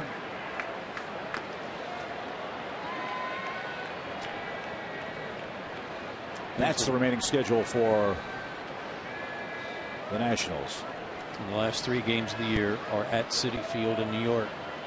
And Gretchen Caney tells me that it's the Yankees and the Reds are the only 2 teams outside the division for New York. Okay. Well, the Reds aren't playing very well. No. They got beat today by Milwaukee. Milwaukee's playing good baseball down the stretch. Good for them. Yeah, they've got a day-night doubleheader. Brewers are winning game 2, 3-0. Freeman's down on strikes. That's 10 for Gonzalez. I think the bigger issue for the Mets is Harvey Gate. That has seemingly blown up again in New York today, where Matt Harvey apparently said he's going to listen to his agent, Scott Boras. He's going to listen to James Andrews. And he's apparently considering that 180 innings pitch limit this year. When asked about it today, Matt Harvey said, I'm going to talk about Tuesday's start. That's his next start against Washington.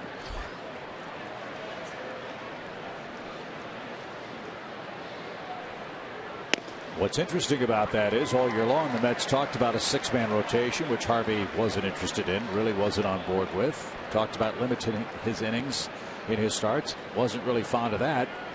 And now all of a sudden, with a month to play, he might be changing his mind about the innings ceiling. Well, I think he should. I think he should, because he's obviously not interested in winning. So if he's not interested in winning, then why even continue to pitch at all? Stop now. If that's what your consideration is, then stop now and let the other guys have a chance to go on and win without you. Even if it was a 25-man roster, which it's not now, but obviously you're not planning on helping out. 0-2 pitch is high. 1 ball, 2 strikes. Harvey does not have to say, I'm being very sarcastic in my comments, because it disgusts me when I hear about things like this with a team that hasn't been in the playoffs, let alone have a chance for a division title in so long, and their #1 pitcher's talking about quitting and going home. So if he doesn't want to win, and I always thought, and everybody else thought, he was a tough competitor. Dark Knight, but he's not. He's not. If he's demonstrating now that he's not, he doesn't care about winning and doesn't want to pitch. So go home. Well, quite obviously that conversation comes at absolutely the worst time for the Mets. They don't need the distraction. They're playing great. They're having a magical year. Yeah. So go home and get out of the way. Quit making a circus of it and go home. And we'll see what Harvey does after his upcoming start on Tuesday. 1 ball, 2 strikes. And a sharply hit ball by Swisher into left field. He's aboard, and that'll keep the inning alive.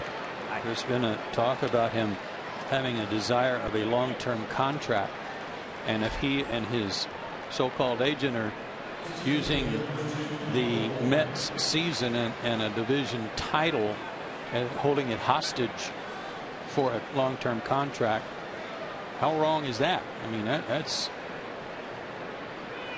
reason to send him home too. Well, it's awful. Well, you know, if the doctors advised him that there was an innings limit, why was this not agreed upon when he came back at the start of the season? And that seems to be the root of the controversy. There are several different reports that say, well, one doctor has said there's this inning limit. Dr. Andrews said there's this innings limit. Then the Mets say there's no firm innings limit. Does it count the playoffs or not? Why was this not etched in stone before the season even began, so there wouldn't be this kind of discussion, which is exactly what the Nationals did with Steven Strasburg. As controversial as that was, there was absolutely no doubt at all about what the Nationals were going to do with Strasburg when they shut him down a couple of years ago. And how did it affect their postseason? Not too well. No, it didn't. 1 ball, 1 strike for Michael Bourne, his first at bat of the game. May have been left with a contact lens problem.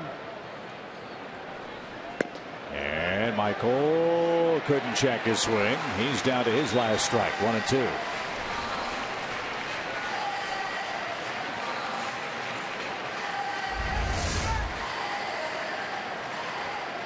Very much like the Harper check swing.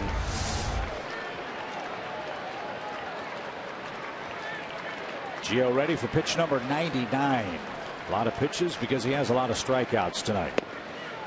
That one taken low, 2-2 your count. The part that frustrates me about Harvey, and look, it's his body, it's his arm. He can do what he wants. He can follow the doctor's advice. He can do whatever he wants to do. Yep.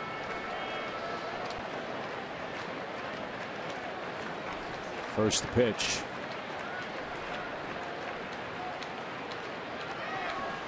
And that's high. And do the Mets need him? Of course they need him. Of course. He's been their best pitcher. But when he was so vocal and saying, I don't want to go to a 6-man rotation. I don't want my innings cut because I'm the #1 guy. It seems awfully hypocritical, and that was a term used by several New York columnists today for that decision to come about now with a month left in the season. Runners go, fouled back to the screen. Swing. Good cut by Michael.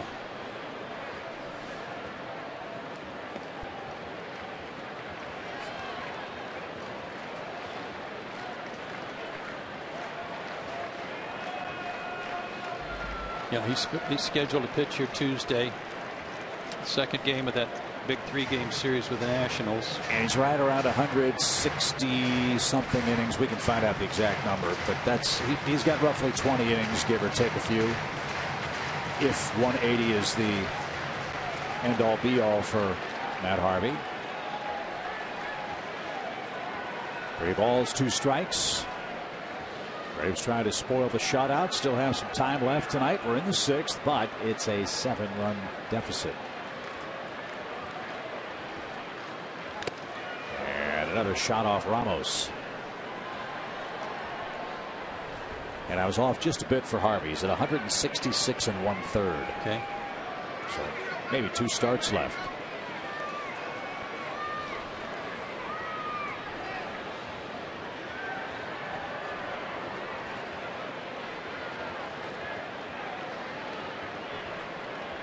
Another payoff pitch, and Bourne takes a walk. Here we go, 2 outs.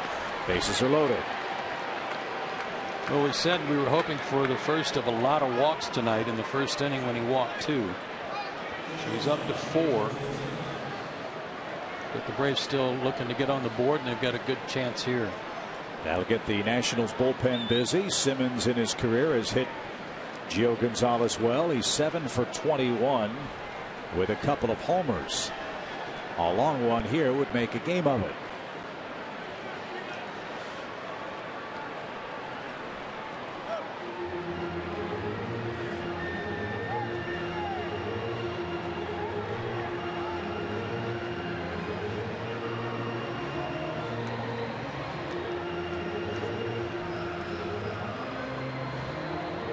That's Steve McCatty, the fine pitching coach for Washington. He'll buy some time for the bullpen, which just began to throw as Michael Bourne made his way to first base.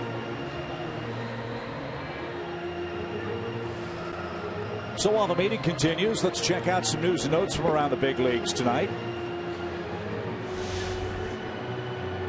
Cardinals won today over Charlie Morton and the Pittsburgh Pirates. Pittsburgh's looking more and more like a wild card team in the Central. They've got to hold off the Cubs. How about Toronto? They're not going anywhere. And we've talked a lot about the Mets. How about that play last night where Tulowitzki rounded the bag too far and Matt Wieters was trying to back up a play and then run over and tag him, and Tulowitzki hurdled the catcher at the bag. That was a fun play to watch. The Jays having a magical season. They've got a whole roster of guys that want to play. They're a half game ahead of the Yankees. Yankees were beaten today by Tampa Bay. Toronto won today, so it's a game and a half lead now for the Jays. We will see Toronto. The Jays come to Atlanta for 3 games. After an off day on the 14th, they'll be in town September 15, 16, and 17. 9-game, 10-day homestand coming up for the Braves after we wrap up our series with the Phillies Wednesday night.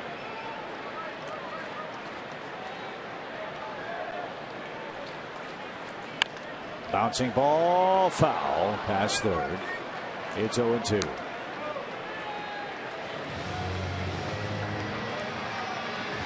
Trying to go off speed on each of the first 2 pitches to Andrelton. Good numbers this year with the bases loaded.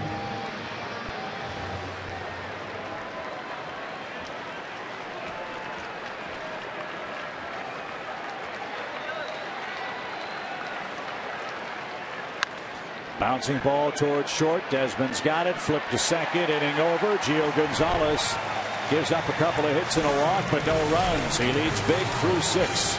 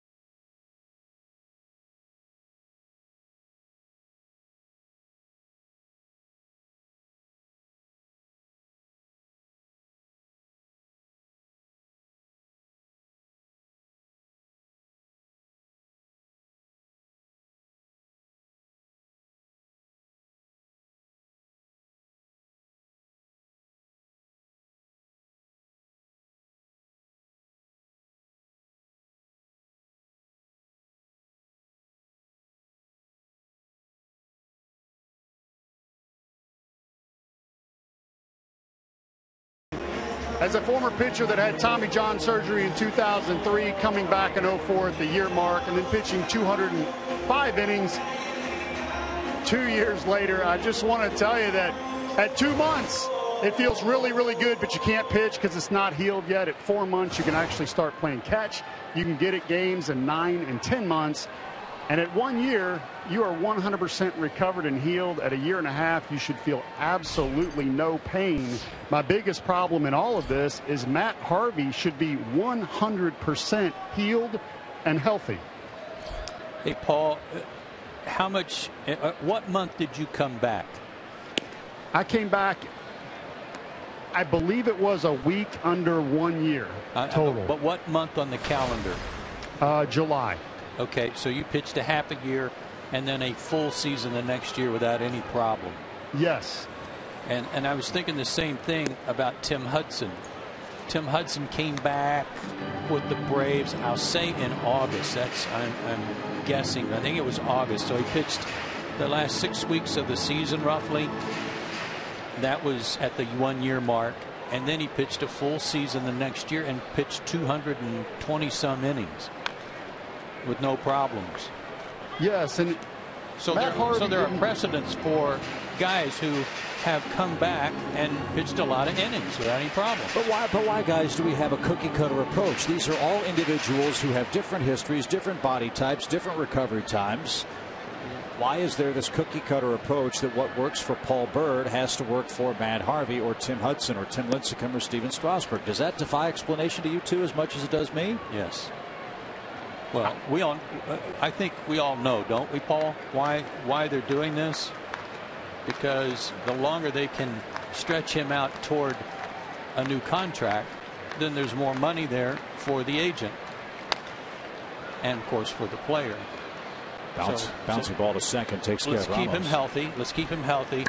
Let's not extend his innings. Let's make sure he doesn't break down again, because there's a golden egg at the end of this for all of us if we can keep him on the mound. That's what it's about. It's not about winning. It's not about competing. It's about the golden egg. Well, this is what Ken Rosenthal had online today. He had a chat with Scott Boras.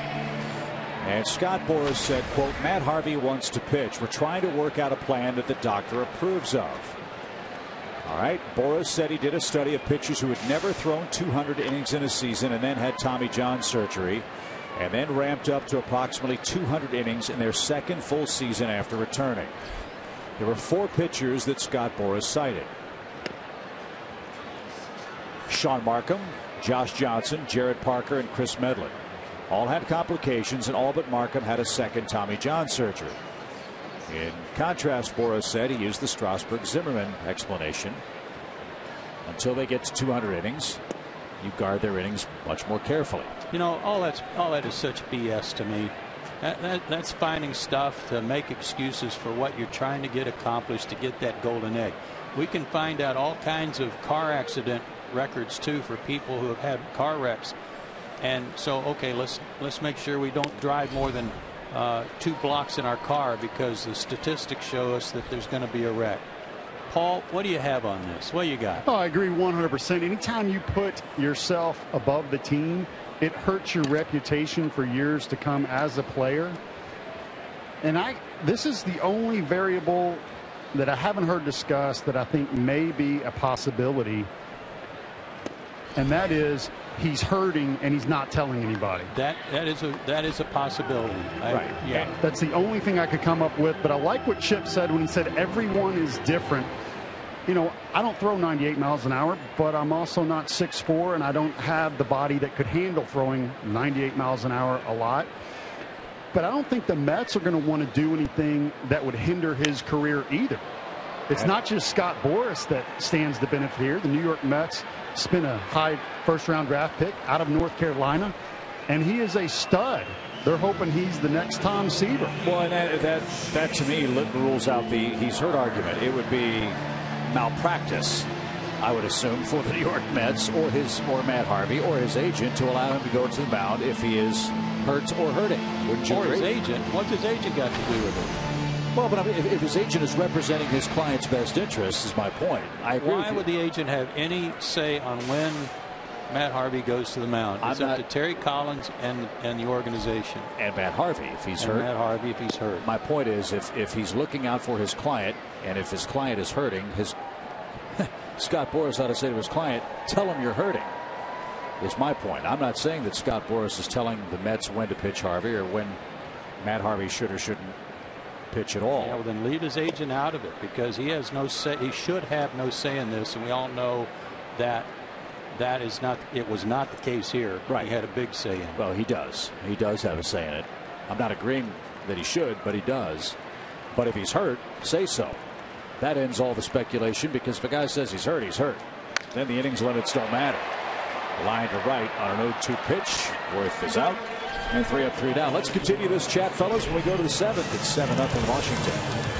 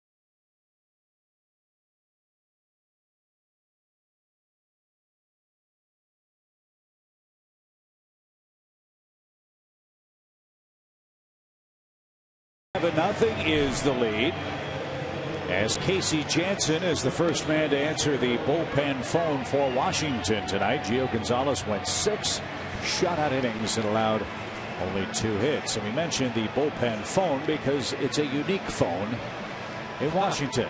That's a beauty. For youngsters, they used to have things on every street corner called a telephone booth. You'd actually have to put a dime, sometimes a quarter in, to make a phone call. There weren't cell phones. And Drew Storen came up with the idea to put that out in the Washington bullpen, and he had a better idea. Every time the Nationals Brain Trust wants to call, got to put it a quarter in the dugout before the call goes through to the pen. So Jansen goes to work, and he'll face Hector Olivera, and that's downstairs. 1 ball, 1 strike. Jansen got lit up his last time out against the Cardinals in a game that Matt Williams drew a lot of heat for, when the Cardinals, were rallying, and instead of using Papelbon, Jansen stayed in there, gave up 3 runs in 2/3 of an inning.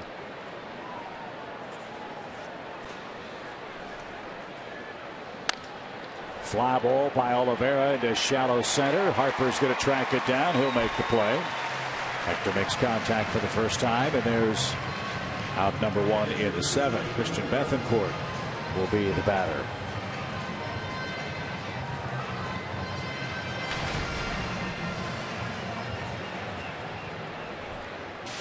Christian tonight 0 for 2. He has struck out twice. All right, anything else on Matt Harvey at this point? Are we all innings limited out? Another chance for Harper. First pitch swing. He'll handle this one. And 2 down. Paul? I'm good, Chip. Thanks for letting me vent there a little bit. And, you know, I'm not saying Matt Harvey doesn't want to pitch, or I'm not questioning his fortitude, but it couldn't look like that. So I agree. Clear that up for us. And great comment earlier of why now? You know, if you knew this going into the season, I think it would be much easier for the Mets to prepare. And it'll be interesting to see how this plays out. Well, hey, Paul, you know how in spring training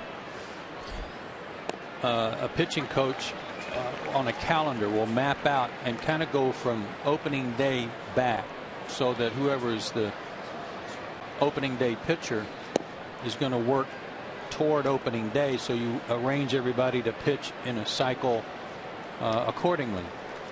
Yes. So why not do that if that was what the case was going to be with Matt Harvey?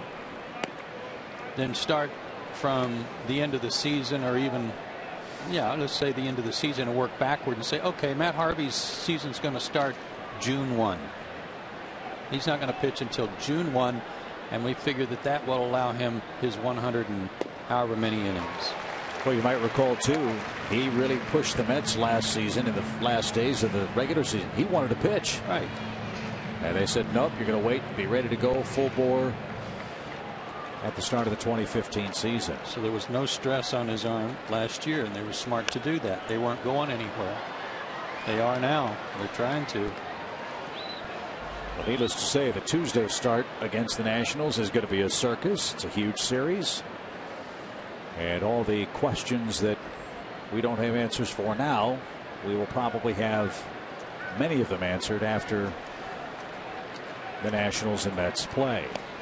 As Castro takes inside, almost got hit. Full count from Jansen. 2 quick outs in the 7th. Well, if the Mets took offense, they're taking it out on the Marlins tonight. They're up 7-0 on them in the 7th inning. And Castro fouled back. And you know, every single day now, the New York media, their fans, the Twitterverse, the bloggers, and all that are going to be circling that New York clubhouse, which the Nationals don't mind a bit. Payoff pitch for Castro, and he pokes one foul to the screen again. It's still full. It just created a huge distraction for the Mets that they don't need at this point. And again, like you said, why bring it up now? Unless you plan to hold the postseason hostage, get a new deal. I don't know. That's just speculation on my part. But to your point, Paul, you're vindicated. You're off the hook. I'm going to stand by what I said, that I just have to assume, I don't know, but I have to assume he's not the competitor I thought he was if he doesn't want to pitch. Swing and a miss. Jansen retires the side in order in the 7th. We are off to the 7th inning stretch.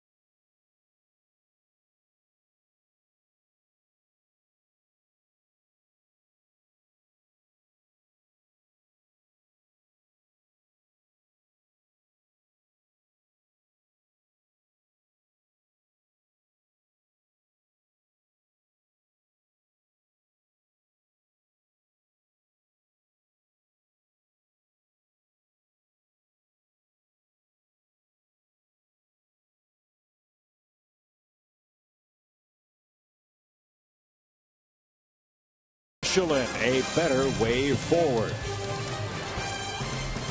That's what the Braves are looking for over the final month of the season. It is rough sledding right now. Atlanta, barring a big comeback, will lose its 11th straight game tonight. And here's one of the reasons why: our Toyota key plays of the game. And my goodness, was it a key play. 6 up, 6 down for Shelby, and then a pop-up from Desmond that Maben couldn't find.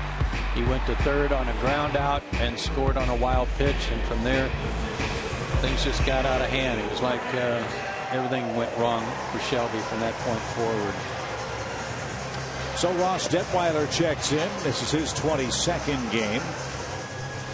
He follows Dan Barala, who worked an inning and 2/3 of 1 strikeout baseball. So Detweiler, the third Atlanta hurler to work. He'll face Rendon, Harper, and Ryan Zimmerman. His old team roughed him up the other night, but only 1 hit. It was the 3 walks that did him in. Gave up 2 runs.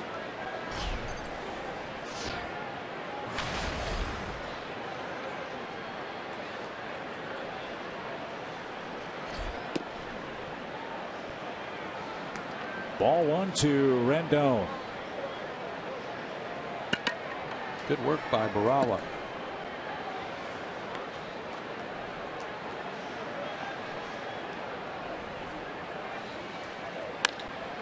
And a base hit by Rendon.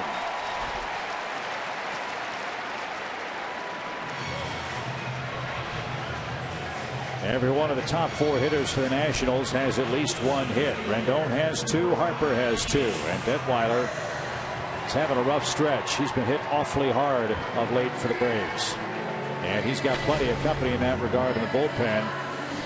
The relief corps has been whacked. 17 earned runs, now 30 hits in 21 innings. That's just this month. Detweiler's given up 6 earned runs in his last 3 2/3 innings, covering 2 games with the Yankees and 1 against the Nationals.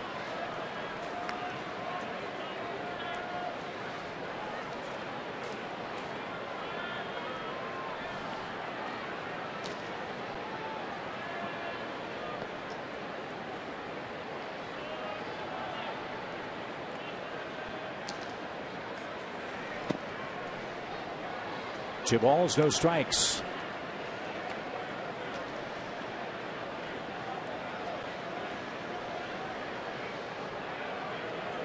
Giants are winning tonight. They're in Colorado. It's got to be getting close to desperation time for the Giants. They've picked a real bad time to hit a cold spell. They've lost 7 straight games. Dodgers took care of them in Los Angeles. The Giants have had to go to Colorado, where they historically don't play well. Rockies hit a bunch of home runs against them yesterday. Carlos Gonzalez is red hot. San Francisco's had 3 losing streaks of 7 games or more this year. And they're also falling out of sight in the wild card race. In fact, what a late call. I mean, Harper's taken his shin guard off, and then Jerry Meals called a strike. He's disgusted. He's not the only one. It's been that kind of night for the home plate umpire. 3 balls and a strike. And Harper throws up his hands, dropped the bat. He thought that was ball 4.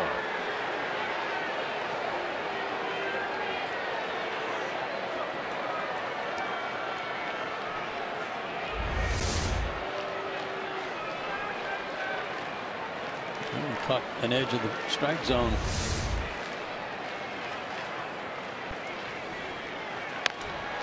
Doesn't matter. Harper rips it into the right field corner. Rendon around second. He's on his way to third. Harper chugging for 2, and he'll stand up with a double. Last thing you want to do is get him mad. And Detweiler is greeted with back-to-back hits, and the Nationals are back at work at the plate.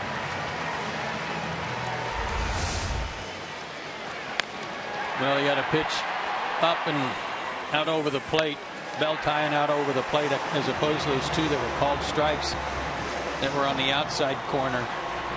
But he hits the ball so hard that even when he hits a ball that's not even down the line, Markakis can't get over there to cut it off and keep it from going to the fence. So Harper with 3 extra base hits tonight. Now has 21 hits in 49 at bats against the Braves this year. Here's Zimmerman. I don't remember any cheap ones. No.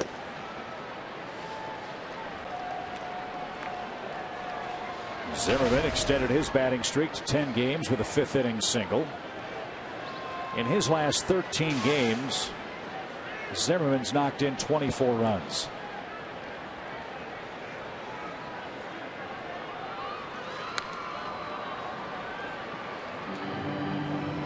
And when a team knows a guy, like they know Detweiler, they know how he pitches, they know that he doesn't pitch inside, they are going to tee off until he does something to get him off the plate.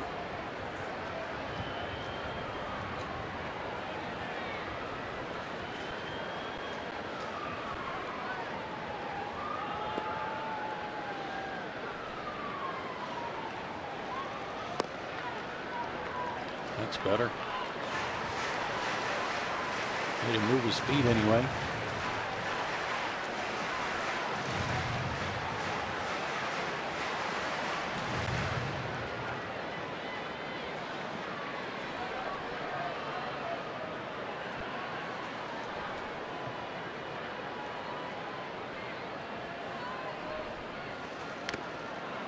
Bethencourt took another shot.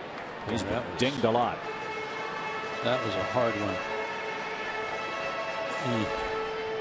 And Zimmerman knew it. Look at him check on Christian. Ooh. Kind of hit the side of the mask.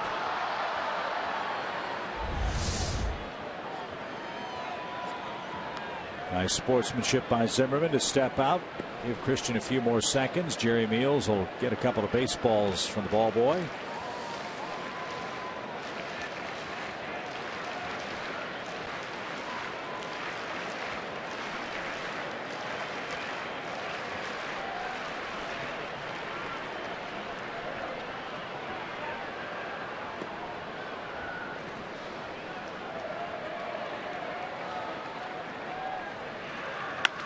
Bouncy ball to third. And the throw will go to first. A run is in. Runner Harper moves to third on the long toss across the diamond. I don't know if Oliveira looked home at all where Rendon was coming home. Braves conceded the 8th run. Harper to third, 1 out. Well, if you're going to concede the run, that's one thing, but at least take a look at the guy that's at second base. Look him back before you go to first. Harper was a third of the way to third base. Waited for the throw to be released and then made it to the bag, standing up and without a throw. 2 walks and a ground out for Robinson. Infield in for Atlanta. And a swinging strike. Every starter has reached base for the Nationals. The lone exception, Gio Gonzalez. He did his thing on the mound with 10 strikeouts, 2 hits over 6 shutout innings.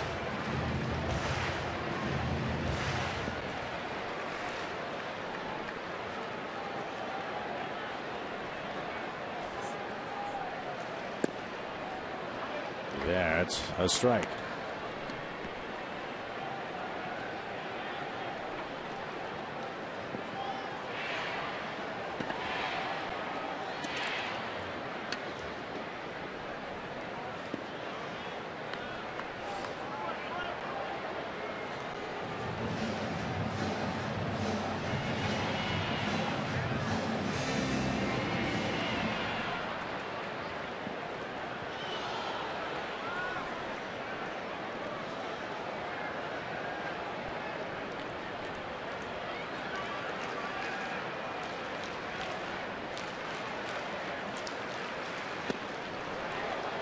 Good breaking ball. And that's the second out.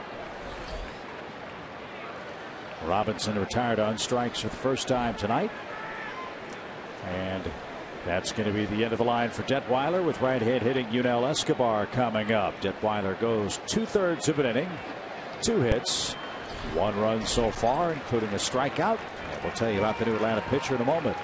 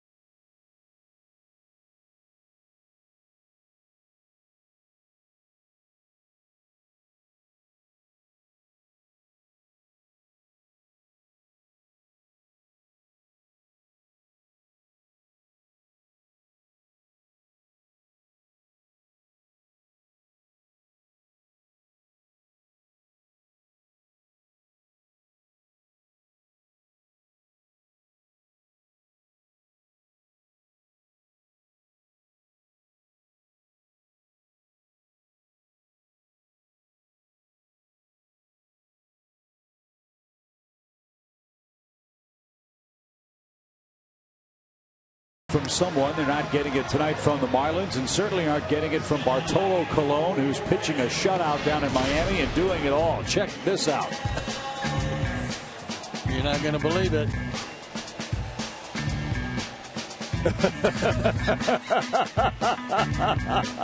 He's amazing, isn't he? And then right into the dugout.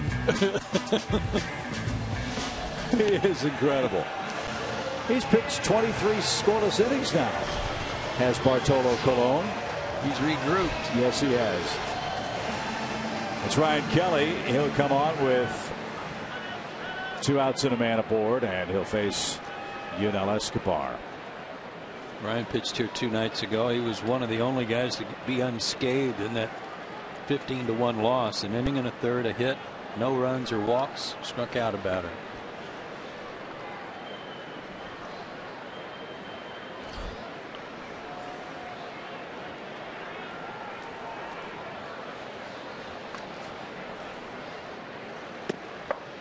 There's a strike to Escobar. This game started just great. Shelby Miller fired 2 scoreless innings. He was thrown in the mid-90s. But it all turned on a lost fly ball in the gloaming. The lights, the scoreboard, won't know for sure until we hear from Cameron after the game. Desmond doubled. Then with 2 outs, or 1 out I should say, a wild pitch brought Desmond home. A double, a single, and a homer. Then followed the home run by Bryce Harper. Came after Oliveira couldn't catch a pop-up in foul ground. Now Markakis and Wright will make the play, and that retires the side. A run on 2 hits. Charge that to Ross Detweiler, and we're off to the 8th inning.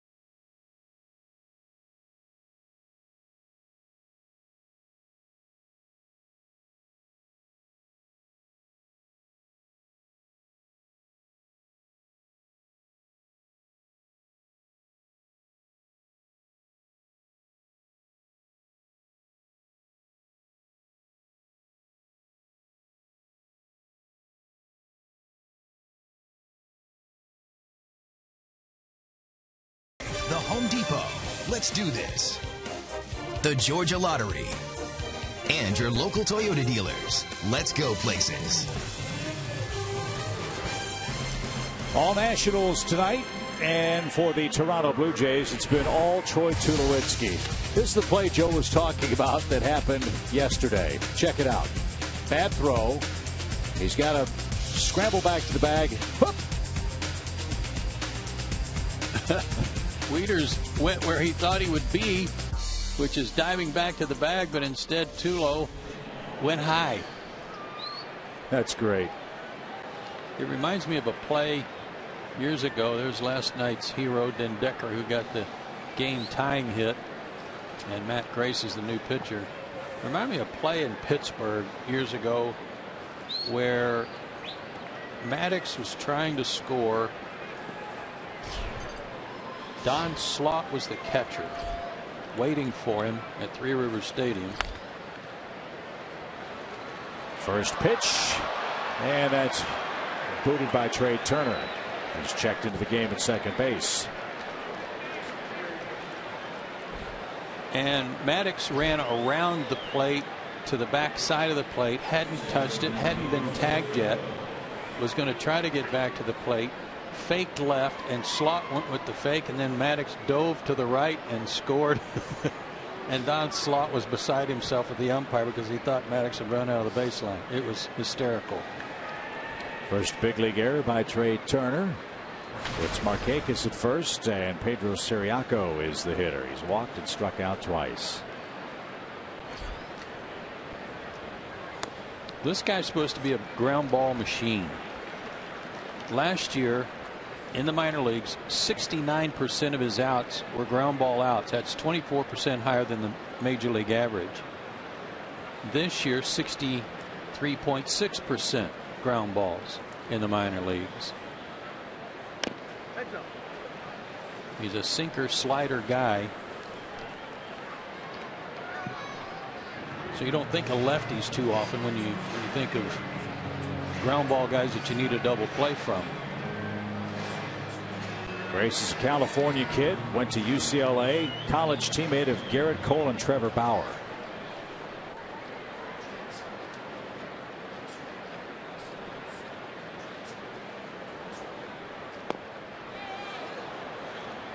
That got away. Runner moves up. Markakis to second. So far, the second baseman can't field his ground balls, and his catcher can't either. That's pass ball. Matt Grace appeared on the summer collegiate baseball circuit in 2009. They've got some great team names. He played for the Cotuit Kettleers, and in 2008, the Northwoods League, the Alexandria Beetles. So there you go. 6'3", 204. Palos Verdes, California.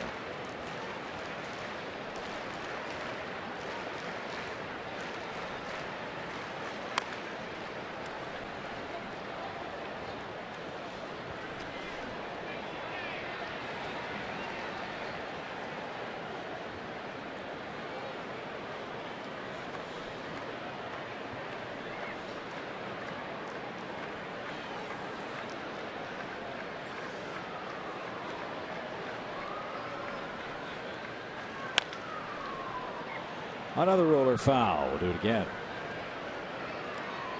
Minnesota 3, Houston 1. That game's in the 9th inning at Minute Maid Park. Let's see what Texas is up to.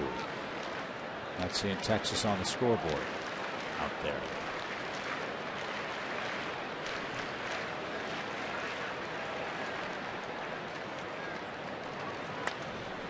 Texas tied 1-1 with the Angels in the second. If Houston loses and the Rangers win, they'll be 2 out. Cole Hamels has made a big difference for them, as has Jake Diekman. He came over from the Phillies as well. He's good. So they got a scoreboard out there that doesn't have all the scores on it? Nope.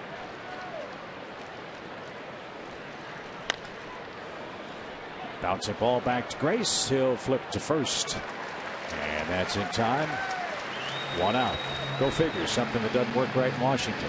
And they got a patch on their shirt celebrating their 10th year,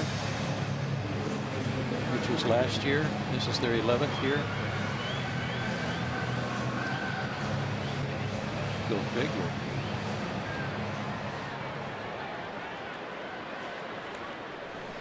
Freddie Freeman, the batter.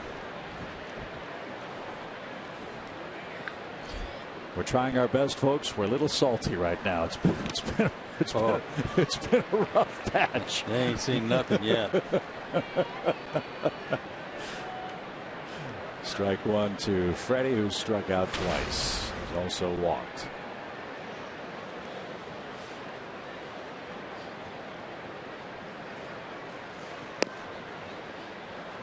Even count.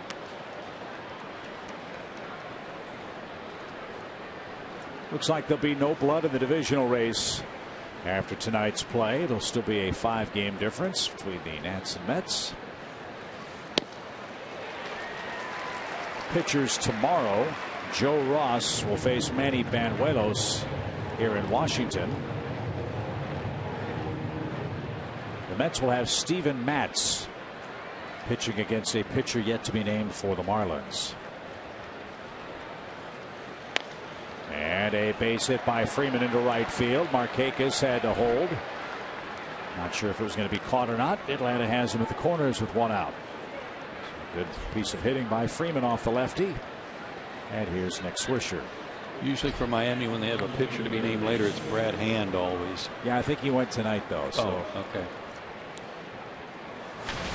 It won't be Brad Hand unless he is extremely durable.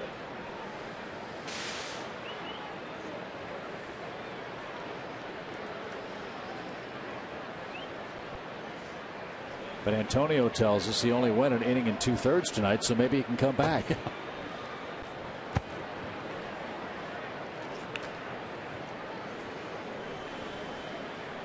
First and third, one out for Nick Swisher. And that's in for strike one.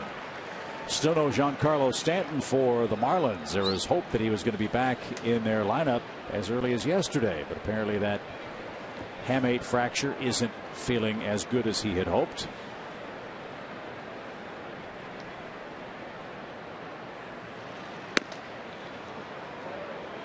And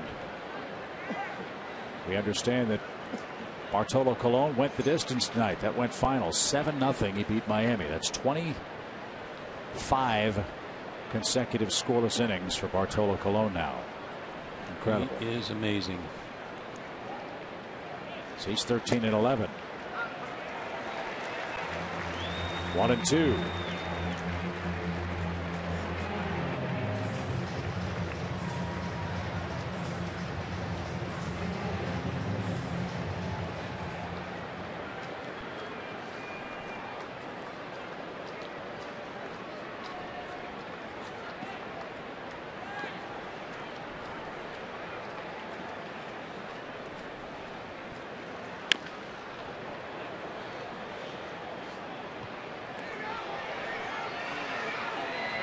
Nick's foot.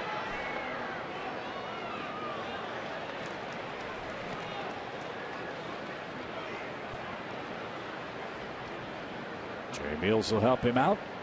He'll pretend to scrape some dirt off home plate. Now we're ready to go. 8 runs, 9 hits for the Nationals. No runs, 3 hits for the Braves.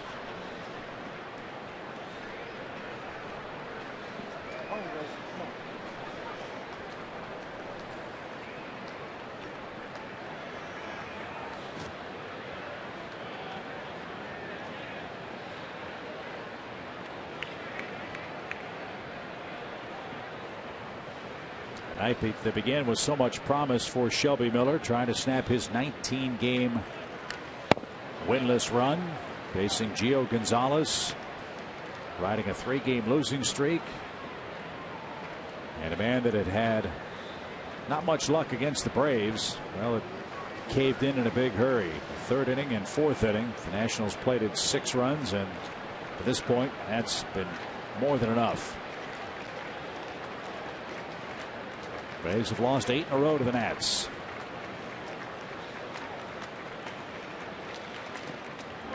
in the dirt. Nice block. 2 balls, 2 strikes.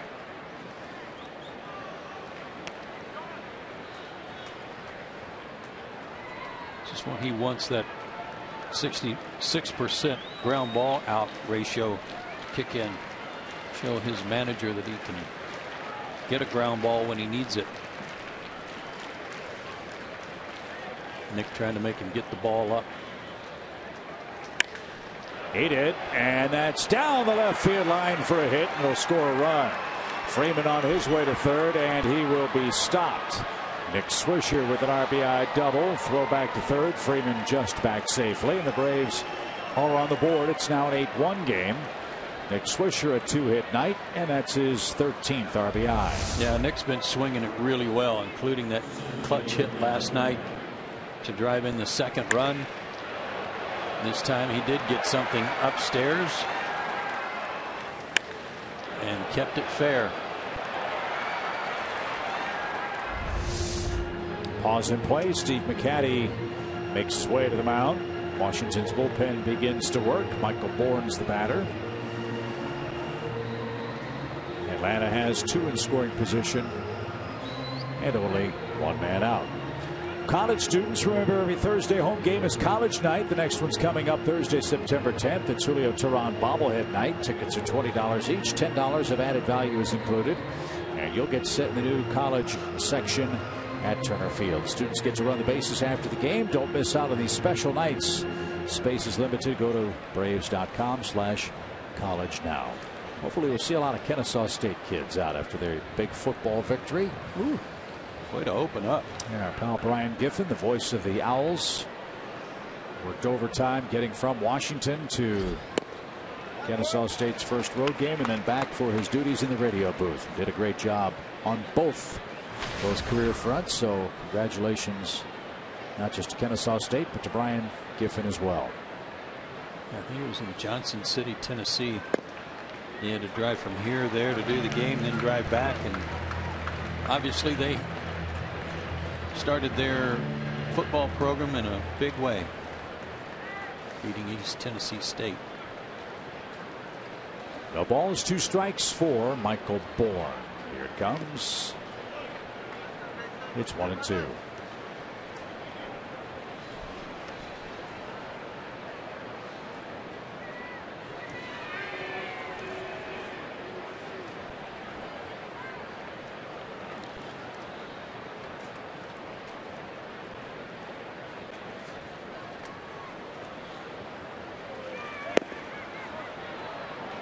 Nice crowd tonight, 28,646.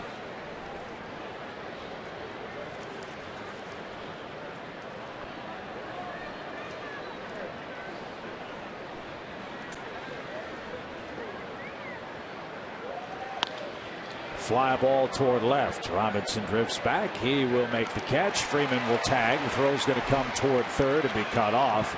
It's sac fly and an RBI for Michael Bourne. That makes it an 8-2 game. Washington happy to trade runs for outs.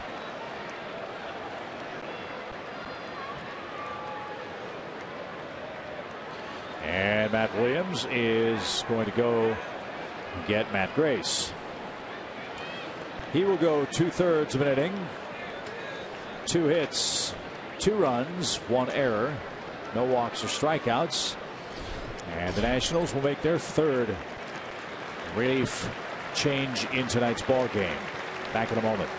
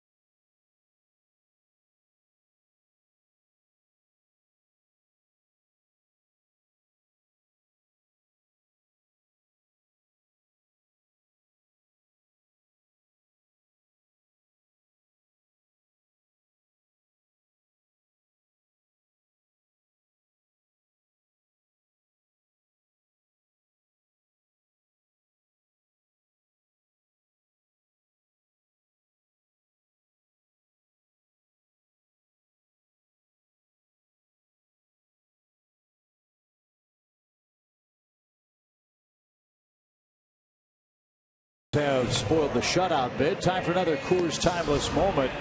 This is the play Joe was talking about. Well, that was our, rephrase that. That's the graphic over the video we showed you of Sid Bream and Brian Hunter on September 5th of 1992. We also have the great play in Pittsburgh with Greg Maddux. A little grainy, but watch this. Here's Greg chugging in. Uh-oh, they got him. No, jumped over him now. Good deke. Safe. Don Slott is rolling around, diving, slapping, trying to get Greg and couldn't get to him. It's great. Tony Tarasco was standing there to give him directions too for the Braves, and he's the first base coach now for the Nationals. I'll have to ask him about that play tomorrow. Before we get out of town, as Blake Trinan faces Andrelton Simmons. Swisher at second. Braves have 4 hits. 2 of them have come in this inning. A ground ball toward Desmond. He's got it. Trinan will put out the fire, and we're headed to the home 8th. Nevada breaks the shutout bid, but still trails big. It's 8-2.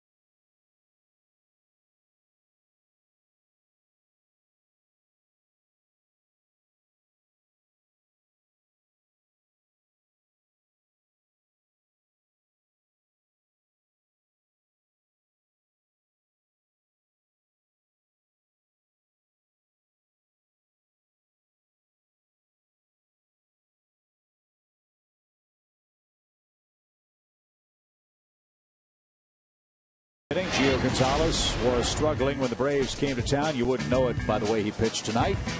The veteran left-hander for Washington got another big lead and made it stand up, and earns our SunTrust save of the game honors.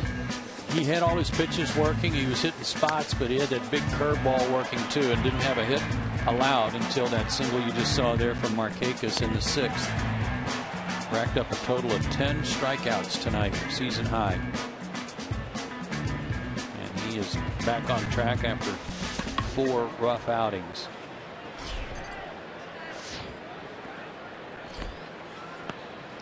So Kelly's back to work for Atlanta. Ian Desmond will lead off. Desmond, 2 more hits tonight, 2 more runs tonight.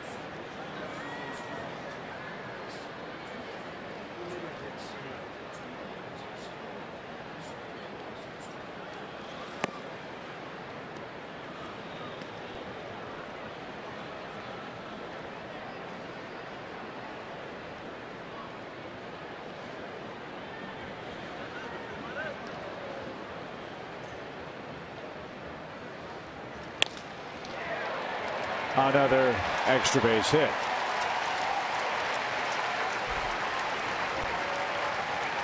Three hits for Desmond, his second double.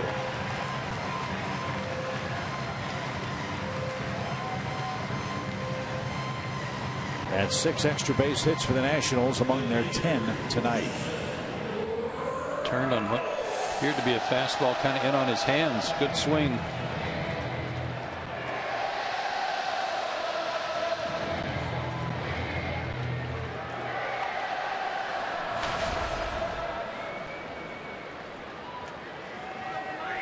Ramos had one of the odder plays in the ball game. It came in the fourth.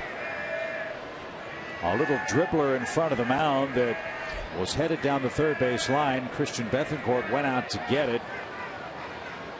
He picked it up. Escobar sailed right on by him. No chance for Bethancourt to tag him. Shelby Miller was covering the plate while he was looking down at Escobar, who slid into Bethancourt's mask. Christian flipped the ball to Shelby, who didn't see it. The ball rolled away, and Desmond scored from second base. The ball went off the bat. The ball rolled all of maybe 12 feet, just enough to get on the grass.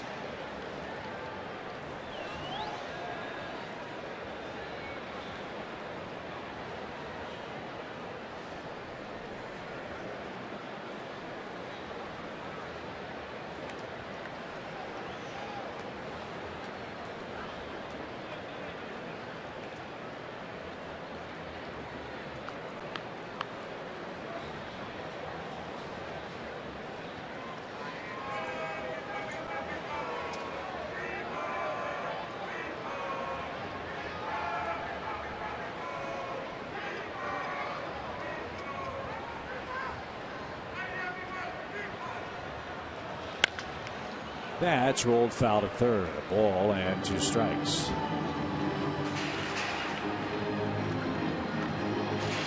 Here's that odd play off the bat of Ramos earlier tonight. Bethancourt had gone out to get it, and then when Shelby was looking down, the flip came to him and he had to chase it over in the on deck circle, and that allowed Desmond to come all the way around from second base and score in what was a swinging bunt single that went about 12 feet.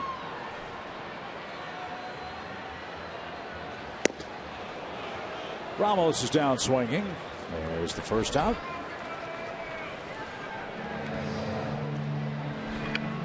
It looks like Trinan's going to hit for himself. He will.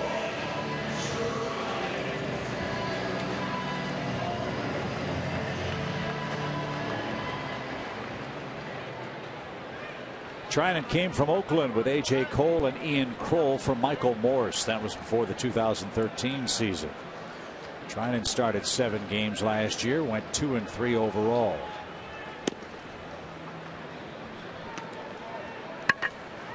According to the always entertaining Nationals media guide, Trinan is another in a long line of lower arms ascending to the upper reaches of Washington's system.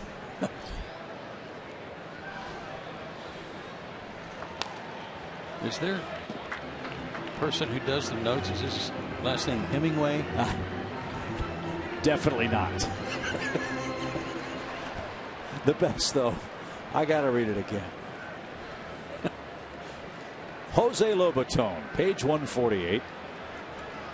Lobaton's not even in the game. That's how much I like this particular note. With 2 strikes. Lobaton, if you don't follow the Nationals, is a catcher. They have a very important responsibility. The second sentence in his career bio, and I quote, Jose Lobaton is especially adept at receiving the baseball.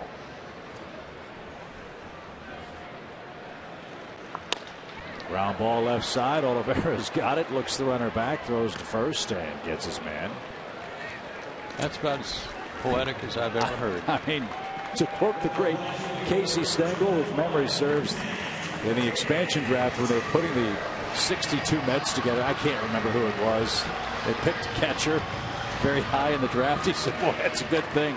Otherwise, you have a lot of pass balls. And it's the same with Lobaton. If you're a catcher and you're not adept at receiving the baseball, it's going to be a long year.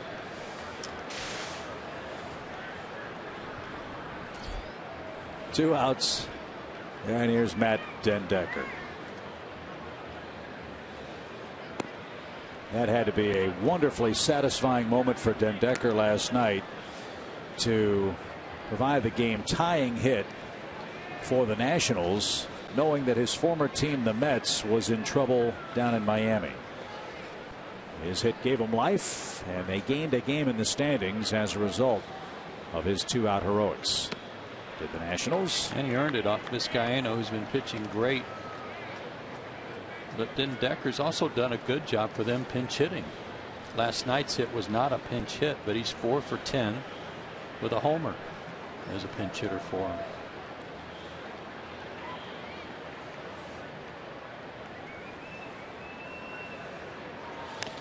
Fouled away. I haven't brought up the subject of Vizcaino.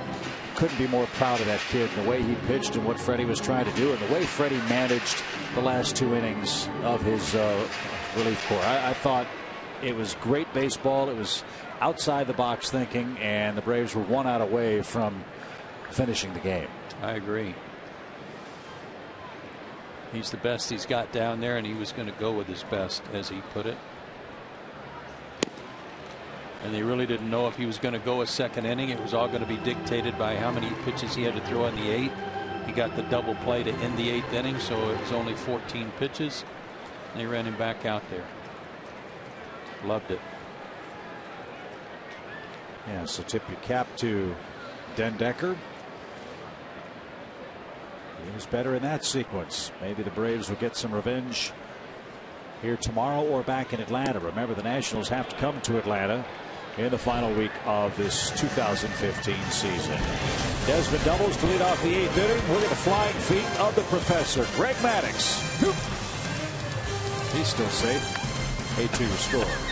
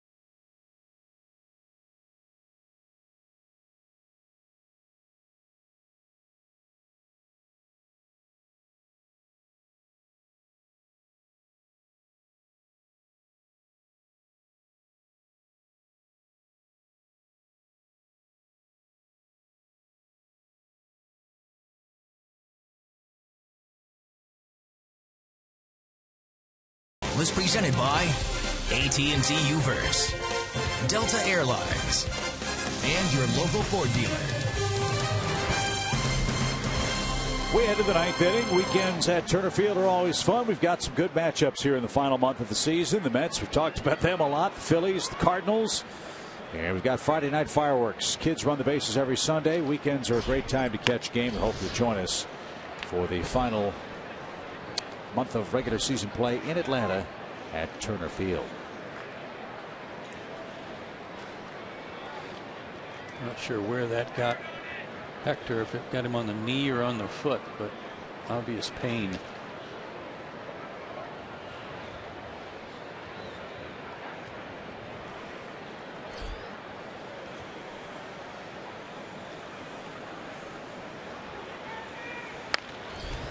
Hector has a real bat wrap in his bat waggle when he starts his swing. He's got a long way to go, and you've got to be ultra strong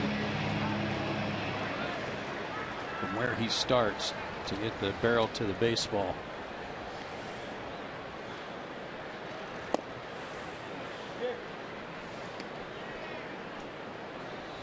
As we touched on earlier, plan for Hector is to go to Puerto Rico, play some winter ball, and then get ready for spring training next year.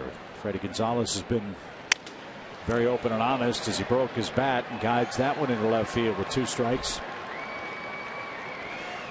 Played professionally a long time in Cuba. but he is still very much a work in progress as far as being a major league hitter and player is concerned.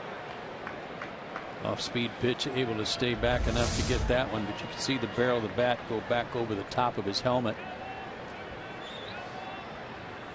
And at this level, especially the way teams are running out those guys throwing 95 plus, that's a long way to go to get that barrel to where it needs to be. Christian Bethancourt broke his back. That's out to the mound. And Christian's not going to run. Now it's apparently called a foul ball. No signal was given by Jerry Meals. Bethancourt wasn't sure. Blake Trinan doesn't know. And now apparently it's been called foul. Don't be afraid to let us know, Jerry. Obviously got him on the foot. Not sure why Christian took off running.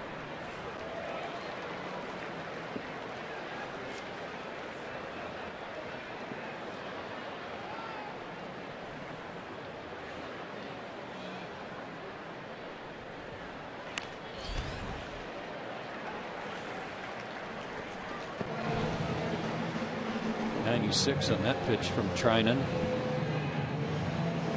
He's 95 to 98. Hard slider that can get as high as 89 miles an hour.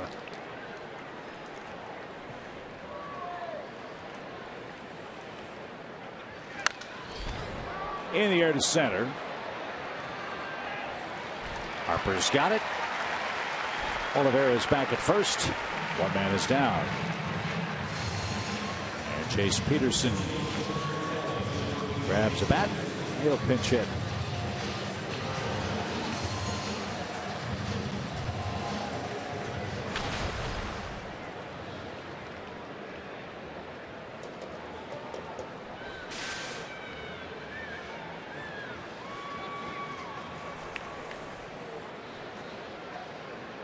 He's 2 for 4 as a pinch hitter so far this year. Not too many opportunities because he's been in the lineup almost every day. In fact, only Nick Markakis has played in more games than Jace Peterson. I think it's safe to say, Joe, this has been a very positive development for the Braves. We didn't really know what we were going to get from Jace Peterson playing every day. Started slowly at the plate. He's had peaks and valleys as a first-year player on a full-time basis. As he hit that one hard toward left. And the grab there made by Robinson for the second out. But Jace's done good work this year. And hopefully the start of a very promising big league future with the Braves. Ladder down to its final out. We're down to our final moments tonight. Let's see if we can pick up the answer to our AT&T Ubers. Michael Taylor had the game winner last night for Washington. In the last 25 years, who has the most game-winning RBIs against the Braves? Jose Vidro. I'll say Barry Bonds. It's Ryan Howard with 20 of them.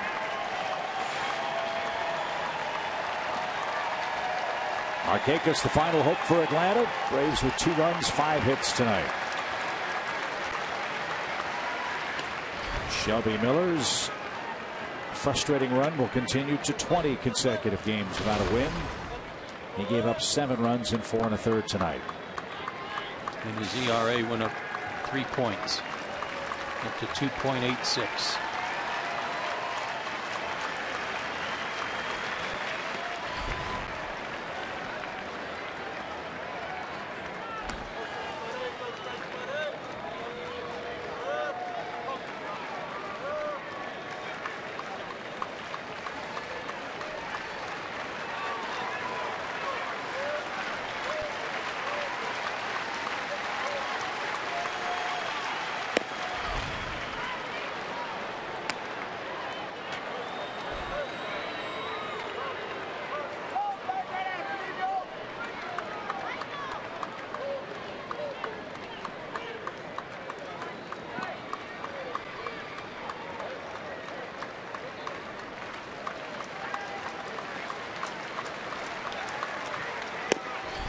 Markakis earns a 2-out walk on 4 pitches. Thank you very much. That will drive Steve McCatty crazy.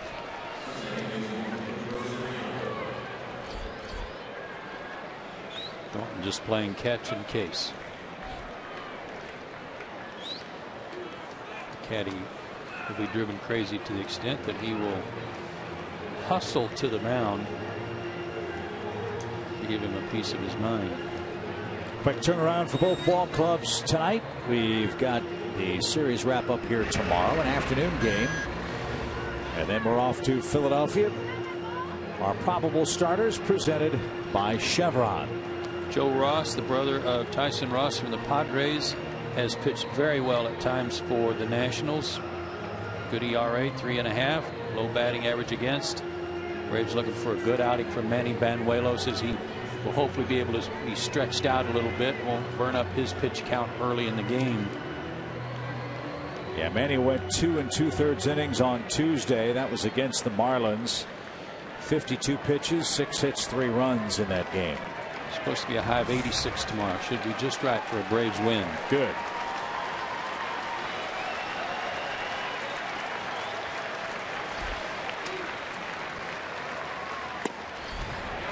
Siriaco takes a strike.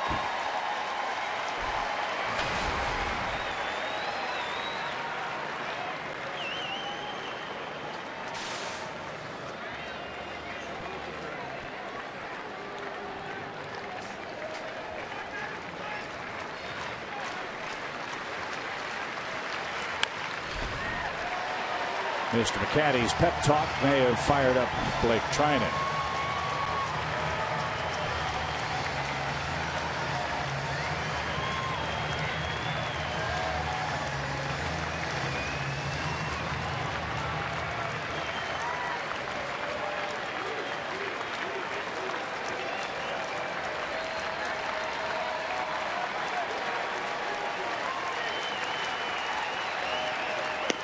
Ball game over. Washington thumps the Braves in game 3. 8-2 is your final score. Sloppy defense, a misplay in the outfield, and too much Gio Gonzalez spelled doom for the Braves tonight.